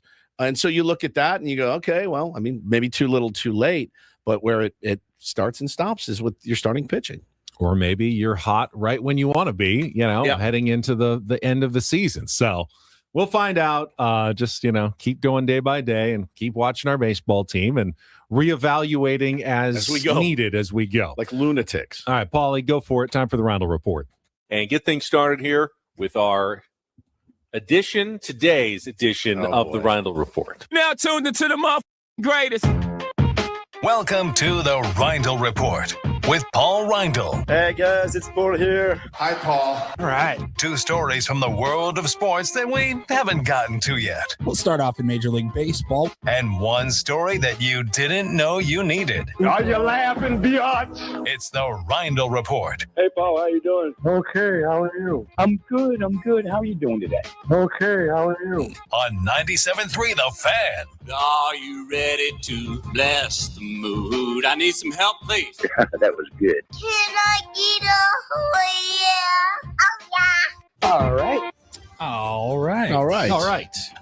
All right. Happy Wednesday, gentlemen. Yes, sir. All right, we will get started. We talked about it briefly yesterday, I think, and don't do this if I'm not mistaken. ESPN letting go of Ryan Clark and kind of the fashion of how they did it. Like reportedly like during a commercial break, he found out he had 1 segment left on a show that he was on, went to break, found out he was fired, did not appear for the last 12 minutes of the show. It was very awkward and a little uncomfortable, I'm sure, for everybody else. But there's been several other layoffs coming from ESPN and other networks that ESPN now owns, like NFL Network. So just kind of bringing everybody up to speed. Ryan Clark, he is out. We talked about Carl Ravitch was let go. Insane. After 33 years with ESPN.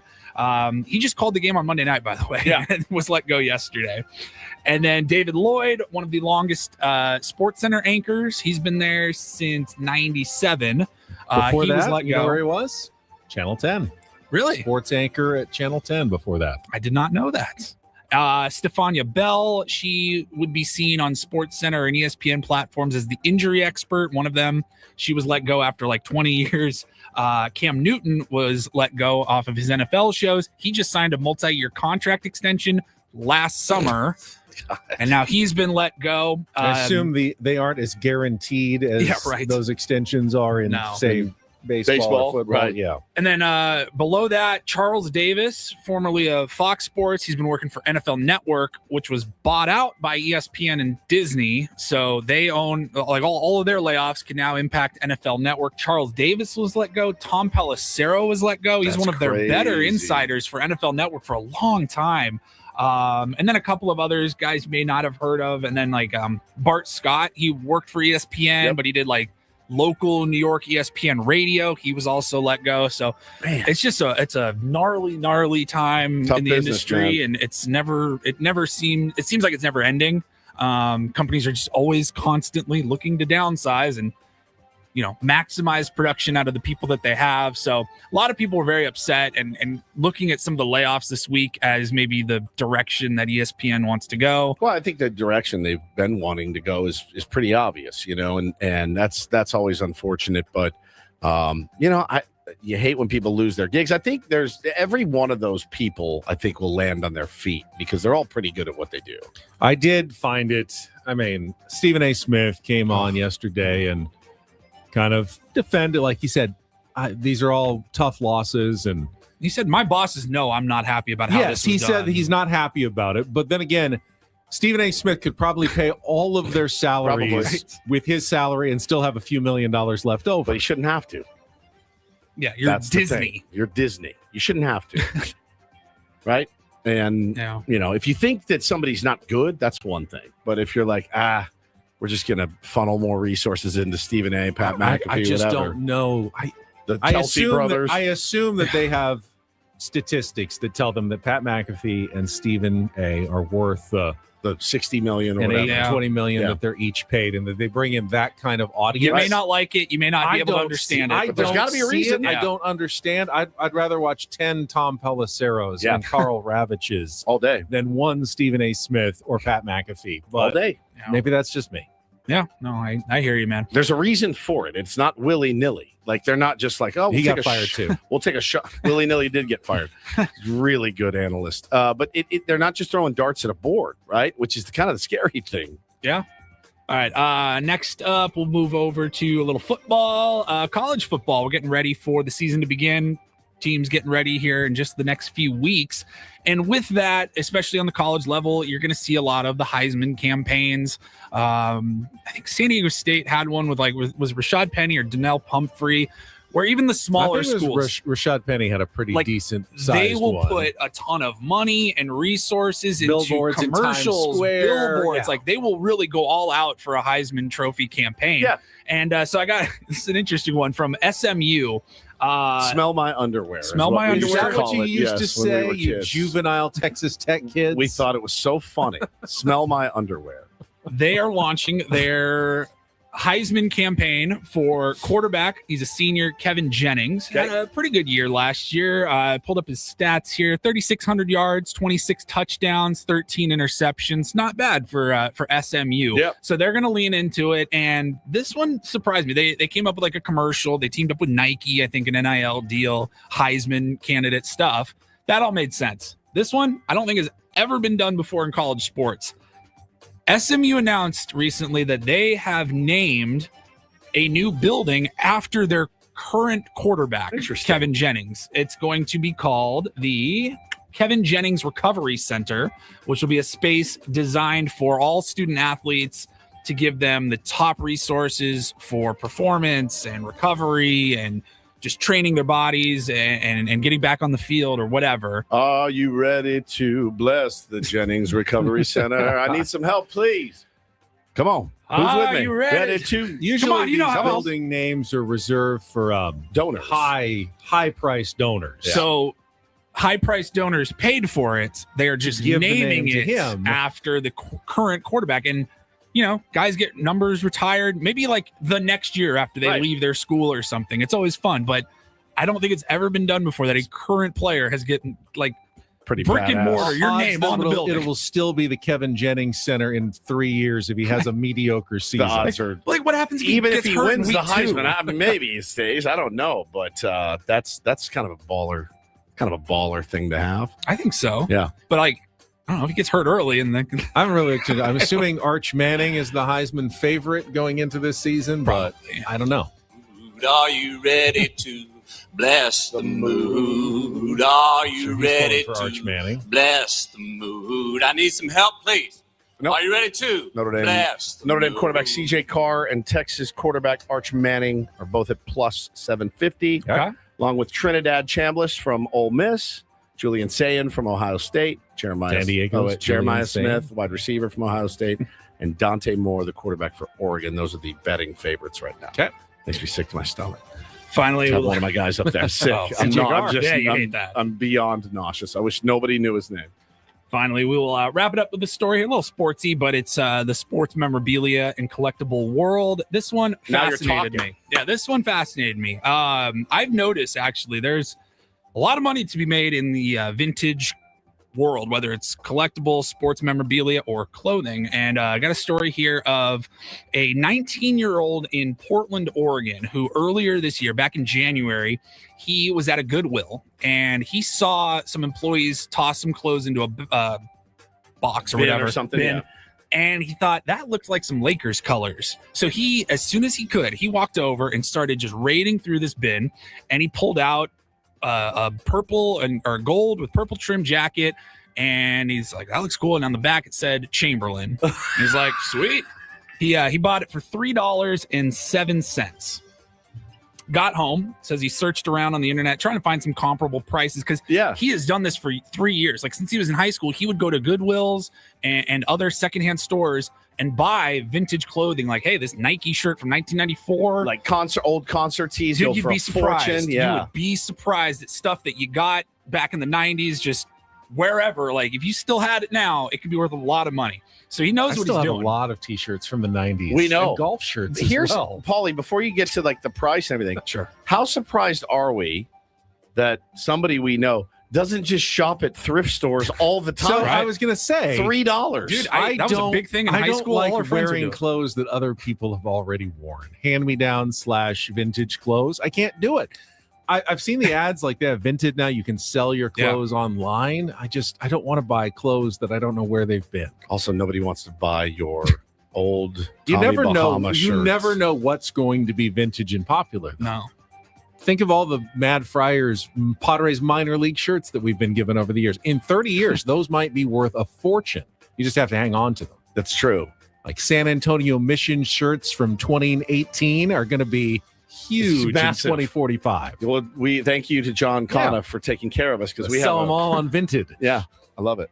So, yeah, it's crazy. I mean, we would do that like in high school if we had like Spirit Day or something at school. We would go to like called Value Village was the discount store and loved it. But so this guy, he got this jacket for $3.07. Couldn't find any comps for it, and then he posted a photo, and somebody reached out to him, the head of modern collectibles for Sotheby's, got in touch with this guy, told him, you might want to get that jacket checked out, because once it was, in fact, looked at and authenticated and everything, it was found out to be an actual worn, used warm-up jacket from Wilt Chamberlain. Do you leave it at one of those 20,000 women's home and she threw it in a box to get rid of it? Again, the guy thought there's no way this is a real, like, it's just a knockoff. It put an old star player's name on the back of it. Bought it for $3, and that sucker just sold for that is so $89,600. It's a nice return on your $3. It certainly is. And 7 cents. Those warm-up jerseys haven't changed much over the years either. So sick. Look at that. Was it like gigantically huge for Wilt Chamberlain? Would that not have been a giveaway to the person who owned it before? It's huge. I mean, you never people die and their kids come in and they just unload everything. Jacket turned out to not only be legitimate, but a significant piece of Chamberlain and Lakers memorabilia, likely used in the 1971-72 season, definitively matched to the 1972 finals. It's unreal, man. It's absolutely unreal. And what an unreal find. I've seen, I've talked about it before. I love the Golden Show on Netflix, the collectible show, and they'll talk about like some of the photo matching and authentication process. It's pretty wild. I mean, they'll say, yeah, we got this jersey and we're trying to see if it was actually game used. It's a Aaron Judge jersey. Yeah.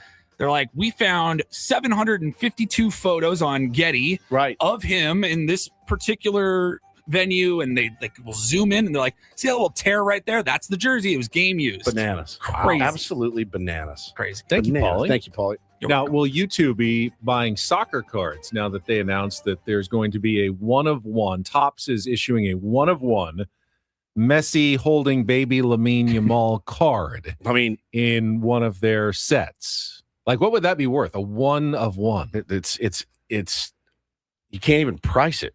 That's one of those where what's somebody willing to pay, right? Like maybe you go to Messi or Lamine Yamal and say, do you want this? Like, is this something you'd be interested in purchasing on your own? But that card's going to go for, I mean, again, anything one of one is through the roof. Incredible. But no, I'm not going to be buying. I'm not going to start buying soccer cards. No, I've really done well at just sticking to baseball. As much as I have been tempted to buy some football, to buy some basketball. I bought some basketball. I have not really gone down that avenue yet.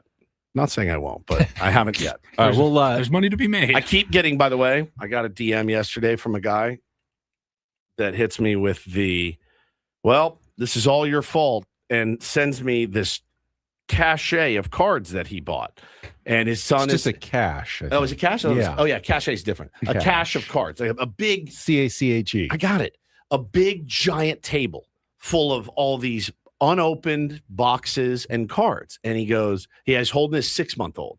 He goes, you've done it. You're and Paulie's fault. I went and bought all these, and I go, dude, you're about to have in about 6 or 7 years, 7, 8 years, you're about to have the best Christmas morning of all time. You and your son ripping those cards. I go, if you can sit on them. I go, you're really going to be able to take those unopened packs and boxes. Oh, he's just sitting on them. Throw them in a closet. That's the plan. He's not opening them and then taking out the good ones. He's throwing them up in a closet. 6, 7, 8 years from now, him and his son will rip them together. Patience for that. I don't either. There's no way I could do it. I've seen other people that are like, hey, if you buy this box and don't touch it, leave it factory sealed and everything, and in 10 years, impossible. Because then they sell it like 20 with the hope of 2018 the promise of what could be worth more than knowing even something pretty good is in it. Yeah. Right. But the idea that something amazing really when you go years down the road and in hindsight, like you can't even find like Jordan's rookie year basketball packs. If you find a pack, it's probably going to cost thousands of dollars. And there's 8 cards, and you hope one of them's Jordan. Probably not. Your stomach, dude. You could buy like the box of you could every year a set comes out, the 2018 set that has Ohtani in it for the first time, those boxes are through the roof if you held on to them, if you bought them 8 years ago and just held on to them. And there's no guarantee that it's in there. No, none. All right, we're going to take a quick time out. When we come back, our MLB Reacharound, the Dodgers got quite fortunate yesterday, and I want to discuss a couple of about time they finally something goes their elements from their game against the Phillies. That'll be part of it coming up next with Ben and Woods, broadcasting live from our Bill House studios. We know how on San Diego's #1 sports station, 97.3 The Fan. First, though, it is not too late to get in shape for the summer. Yes, summer's already here, but with SDFatLoss.com, you can lose weight so quickly that before summer's over, you're going to be feeling like a new you. That's what happens when you lose up to a pound of fat per day and 10 to 20% of your body weight in just 60 days. I lost 40 pounds in 60 days, but really within 3 or 4 weeks, I was already feeling much, much better. So if you started now, by the end of August, you're going to start seeing the difference on the scale when you go out to the beach, to the pool, whatever, and you're doing this with real foods, no bars, no shakes, no prepackaged meals, and no exercise necessary. Just eat regular stuff like chicken and steak and vegetables. They will show you how to lose the weight quickly with SDFatLoss.com. Just sign up for a free consultation at SDFatLoss.com, and when you sign up for the program, get $200 off right now for 97.3 The Fan listeners, and no need for the expensive injections, the GLP-1s that you have to keep taking, or otherwise the weight probably comes back on. Check it out today. It's SDFatLoss.com. That's SDFatLoss.com. Results may vary.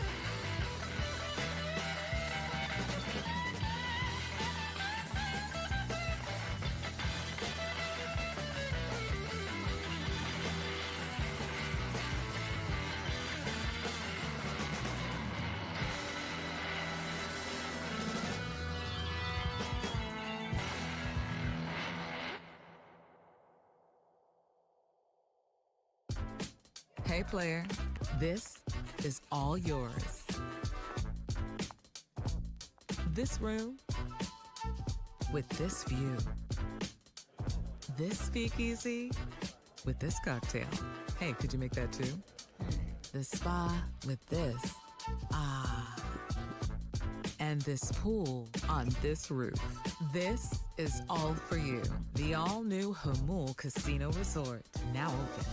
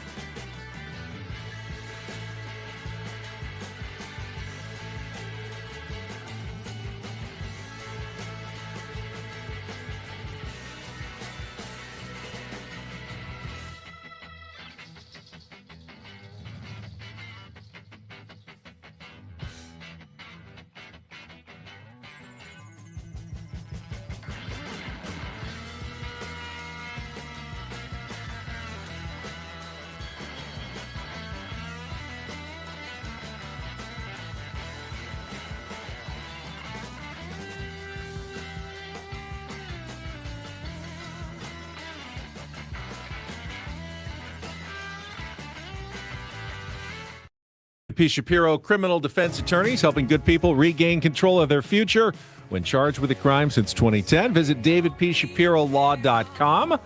Had some interesting going-ons yesterday in Major League Baseball. Let's check it out in today's MLB Reach-Around. They're doing the Reach-Around. They're doing the Reach-Around. Everybody's doing the Reach-Around. As I mentioned, Padres continuing to get help in that wild card race. The Miami Marlins losing their 8th in a row. The Astros got a 3-run home run from Isaac Paredes in a 5-3 win. The Angels helped the Padres again with a 5-1 win over the Cardinals. All 5 runs in the first inning, including a Joe Adell 2-run home run for the Halos. And even the Rockies helped out with Hunter Goodman hitting a tie-breaking home run in the 8th inning, his 31st of the season, 31. as they beat the Washington Nationals 8-7. The A's tried to help out. They were down 4-2 to the Diamondbacks with 2 outs in the 9th and nobody on.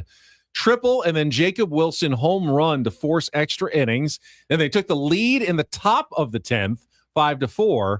And then the Diamondbacks scored twice to win it 6-5. A walk-off by Ildemaro Vargas on a pitch that was forehead high and about a foot and a half outside. I don't know if you saw it. The infield was in. He swung at it. It was so high and outside. It was like one of the most ridiculous pitches to swing at, and he poked it through the infield for the game-winning hit to give the Diamondbacks the win and tie them for the wild card third-place lead with the Pirates. All right, let's talk about this Dodgers game.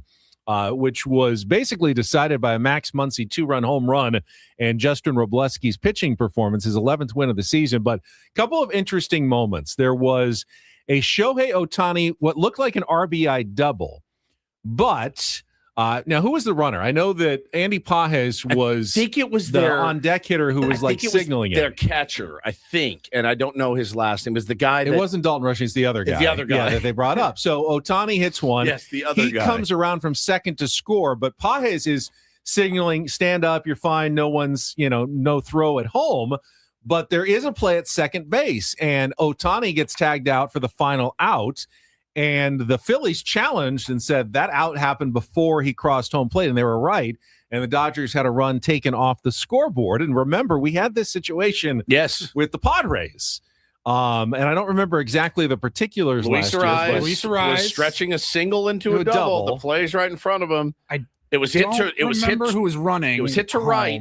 It was hit to right, and Luis was like, "I'm going," and put his head down and ran. I don't remember who was on second and base. Somebody though. was giving the Cadillac sign. Manny held his hands. Manny up. held his hands up, like don't slide. Like but the slow runner slowed down and didn't score before Arise was tagged out. And I seem to remember arguing at the time. You don't want guys to slide at home when they don't have to. But there has to be a signal between, you can go ahead and cruise on in or stay up, but sprint as fast as you can. All Arise had to do was just stay at first, and it was a run. Yeah. Like stay at first. I'm showing the play from last night, and I mean, Pa has immediately has his arms up, Cadillac, hey, Cadillac, slow it up. And that is not on the runner at all. Like he's got his back turned to the play. Like he doesn't know that Ohtani's stretching it into a double there. And when the only player that he can see is telling him, doing his job, saying, slow up, you go down. If it's like, hey, the throw is coming, you're going to have to slide or whatever. They'll say like which side of the bag to swipe or whatever. He was telling him, slow up. You're good. You're scoring easy. He pulled up. That is not on the runner. Not the worst base running mistake of the game, though. Because absolutely not. With the Phillies down 2-1 in the bottom of the ninth, they had runners at second and third. Let's see. JT Realmuto was at second.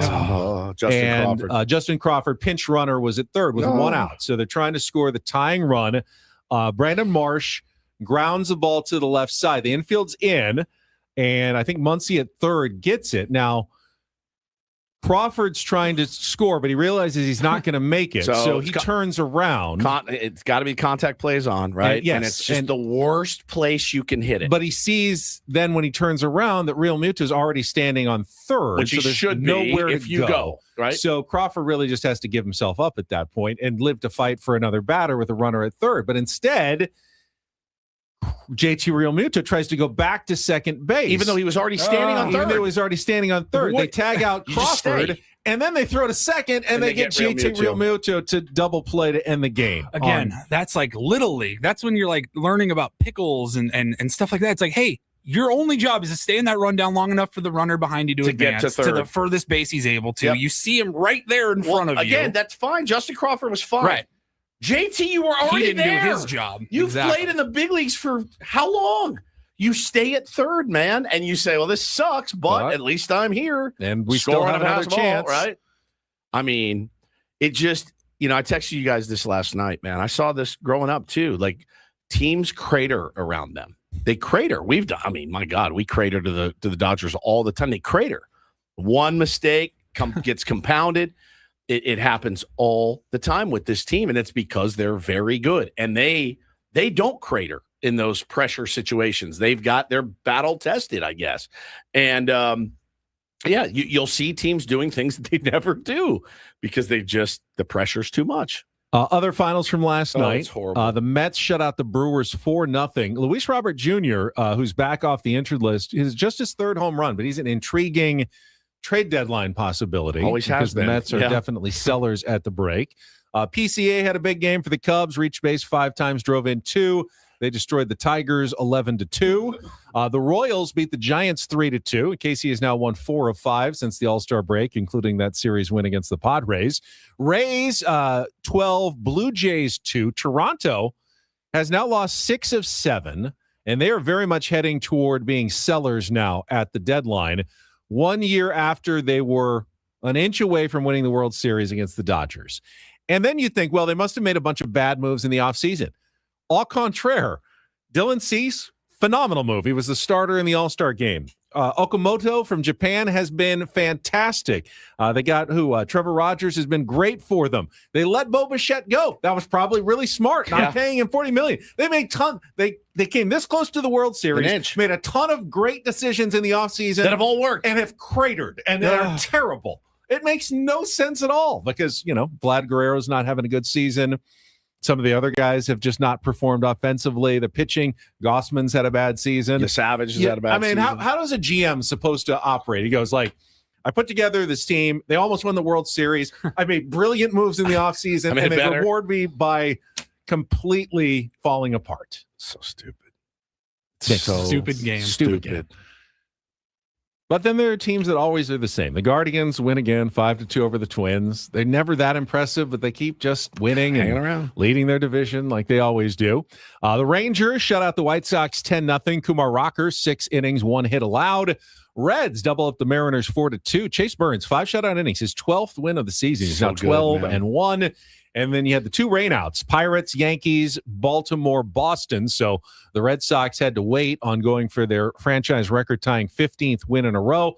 That'll happen today, as will the Pittsburgh Yankee game coming up at the top of the hour. Nice. First game of doubleheaders today. So lots of action on a Wednesday. Excellent reach around, my friend. That is our reach Always. around. All right, we will take a timeout. When we come back, we can look ahead to the Padres' third game of this series against the Atlanta Braves. And one note from last night's game that we didn't mention earlier, that the Padres continue to be the worst team in Major League Baseball.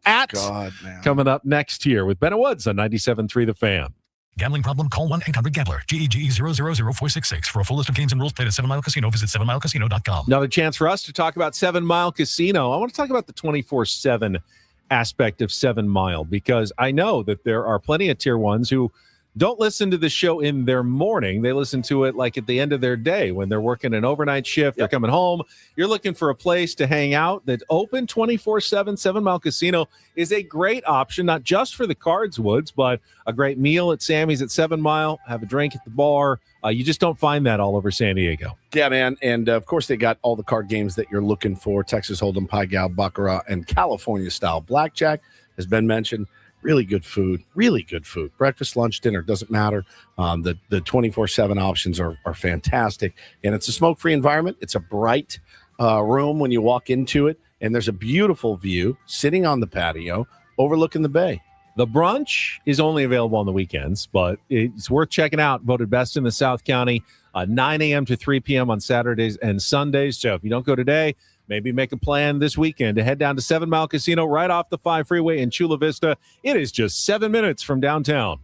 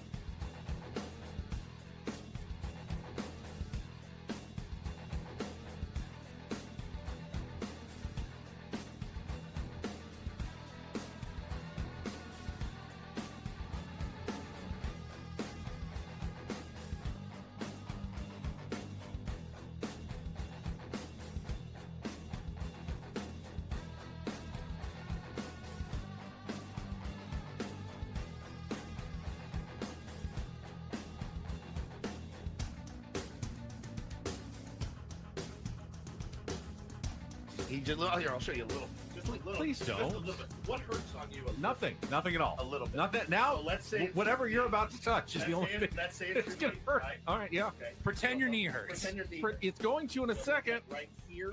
Oh, that is not pleasant. Hey, player, this is all yours. This room with this view. This speakeasy with this cocktail. Hey, could you make that too? The spa with this. Ah. And this pool on this roof. This is all for you. The all-new Hamul Casino Resort, now open.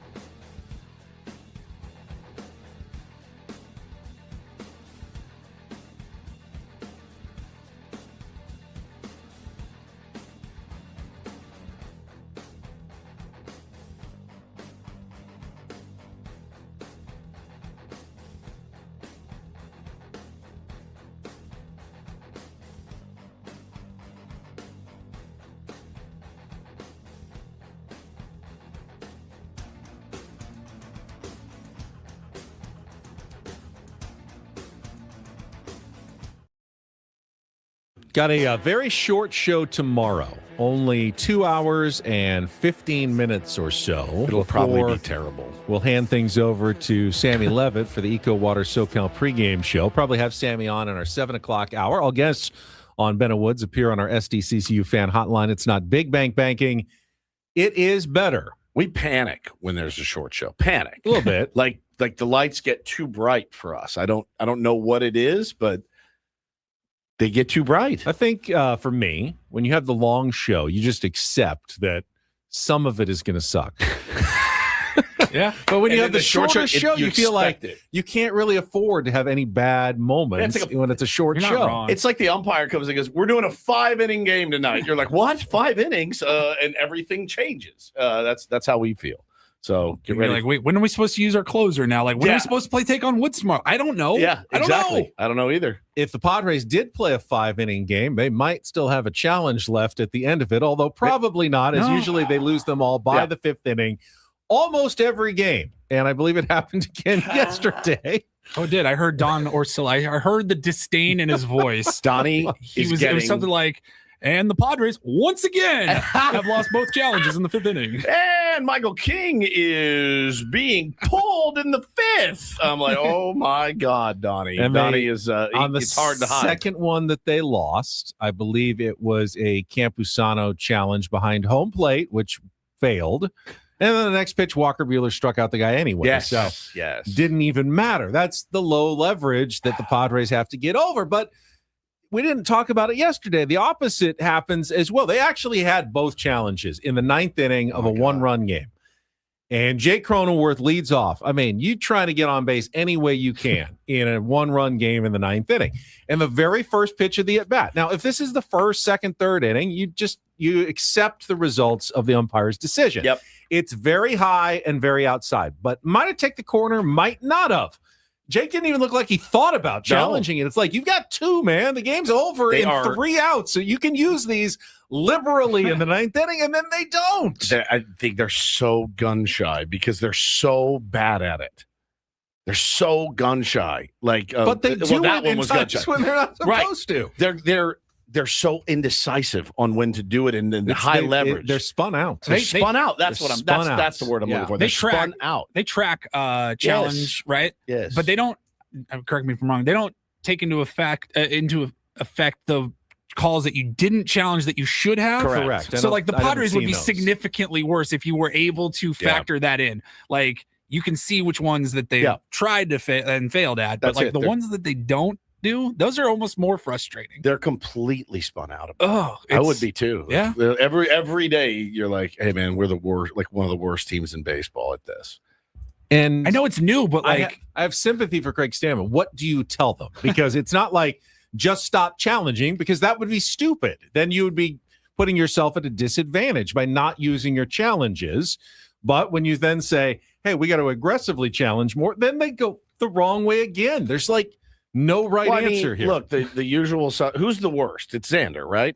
He was really good at the beginning of the season, and then he fell off a map. It's weird how hot and cold they get on these two. It's almost like you'd think that would be immune. Like, yes, I know hitting can be very streaky in baseball, but shouldn't your plate awareness be about the same all the way through? Why does that change as the season goes? I don't understand that. It's hard. It goes really fast. That's all I can say. Those pitches are nasty, but it's much easier for us. It's much easier to the person at home with the box.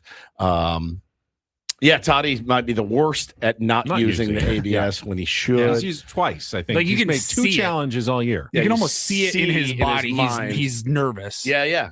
They're nervous to do it. My sense is that after 2 or 3 seasons, if they continue to operate this way, enough data will come out that someone will write the book on, like, okay, here's now the way to effectively coach your players on challenges and how to approach them. But right now, everyone's just kind of guessing a little bit. Well, somebody said what the best way to do this is. Somebody said last night, oh, you got to have a chart in the dugout. And I'm like, a chart in the dugout? Then you have to access that chart while you're also trying to, in your brain, you're trying to say, is he going to go slider, heater, cutter, curveball, changeup? What's the, like, you will lose, like, you can't. I don't want them up there. I want it to be ingrained in them. And I don't know how you do it. I don't know exactly what they do, but my thinking would be, if I was running a baseball team in the era of ABS, I'd basically, as they're going into the on-deck circle, I would say, like super green light or red light, like just in the game situation, just knowing, hey, I want you to go up there thinking challenge aggressively, or, thinking probably not unless it's a totally egregious miss. At least you can, and I think listen, let's say it's the third. And you're the skipper, Ben Higgins, and you go, hey guys, red light here. It's the third. It's but zero. If the pitch bounces and they call it a strike, you can challenge. Right. So then it's not a red light. Not always. It's a yellow light. Yeah. Yellow if you want to, red maybe not, green yes. You're a wreck. You're a wreck. They're a wreck. Right. You've already got so much on your mind. So now it's the third. That's the third inning, but it's bases loaded. Then you give a signal from the dugout. You're free to challenge here if you think it's going to help. No, I don't know how you fix this. Electric shock to the taint is the only thing I can think of. The only thing I can. That's what the Astros do. So something. But it's almost like, look, I hate when they lose, but it is almost comical watching their challenges. If you look at it as a sitcom, it's the funniest sitcom you've ever seen. It's Seinfeld. It's Curb Your Enthusiasm. But if you watch it as a fan, it makes you pull your hair out. Well, we'll see how they do today. Michael King on the mound for the San Diego Padres against former Padre Martin Perez, starting for the Atlanta Braves. Taking a look at Perez, is having a pretty good season. Again, 3.54 ERA, is only 6-6 overall, but a 1.19 WHIP is very respectable. Did lose to the Padres earlier in the season when they faced him back in June. So they did have a win, but they scored 3 runs off of him in 4 innings. So they've seen him before this year, but hasn't had his greatest starts. I think that was since then. He's had 2 other starts allowing 4 runs in both of them. So maybe you're catching him at a good time as well. And, with Michael King, 5 innings, a lot of pitches, 1 run. It's kind of what he's been doing a lot this year, but occasionally he'll go 7 and have your best start. He has the most quality starts by the Padres by far. And especially lately. So if you're going to get one, this is the day to get one from Michael King. Would love to see that, especially after you did use Adrian Morejon and Mason Miller in a 5-run game late yesterday. Yes. Like to see the Padres get a good performance from Michael King and maybe go low leverage for a win today. That would be the ideal formula. I was surprised. Fantastic. During the break, just randomly found myself looking at the Padres leaders in WAR, which I don't know how everybody feels about WAR or not. It's supposed to be a mostly comprehensive stat. And I was surprised that Ty France and Michael King are tied for the lead for leaders in WAR for the Padres. And Ben was surprised to find that Xander Bogaerts is whipping Manny Machado in WAR right now. I was. Yeah. Just because I think it was 1.1. Manny has like 100-point higher slugging percentage. And like a 25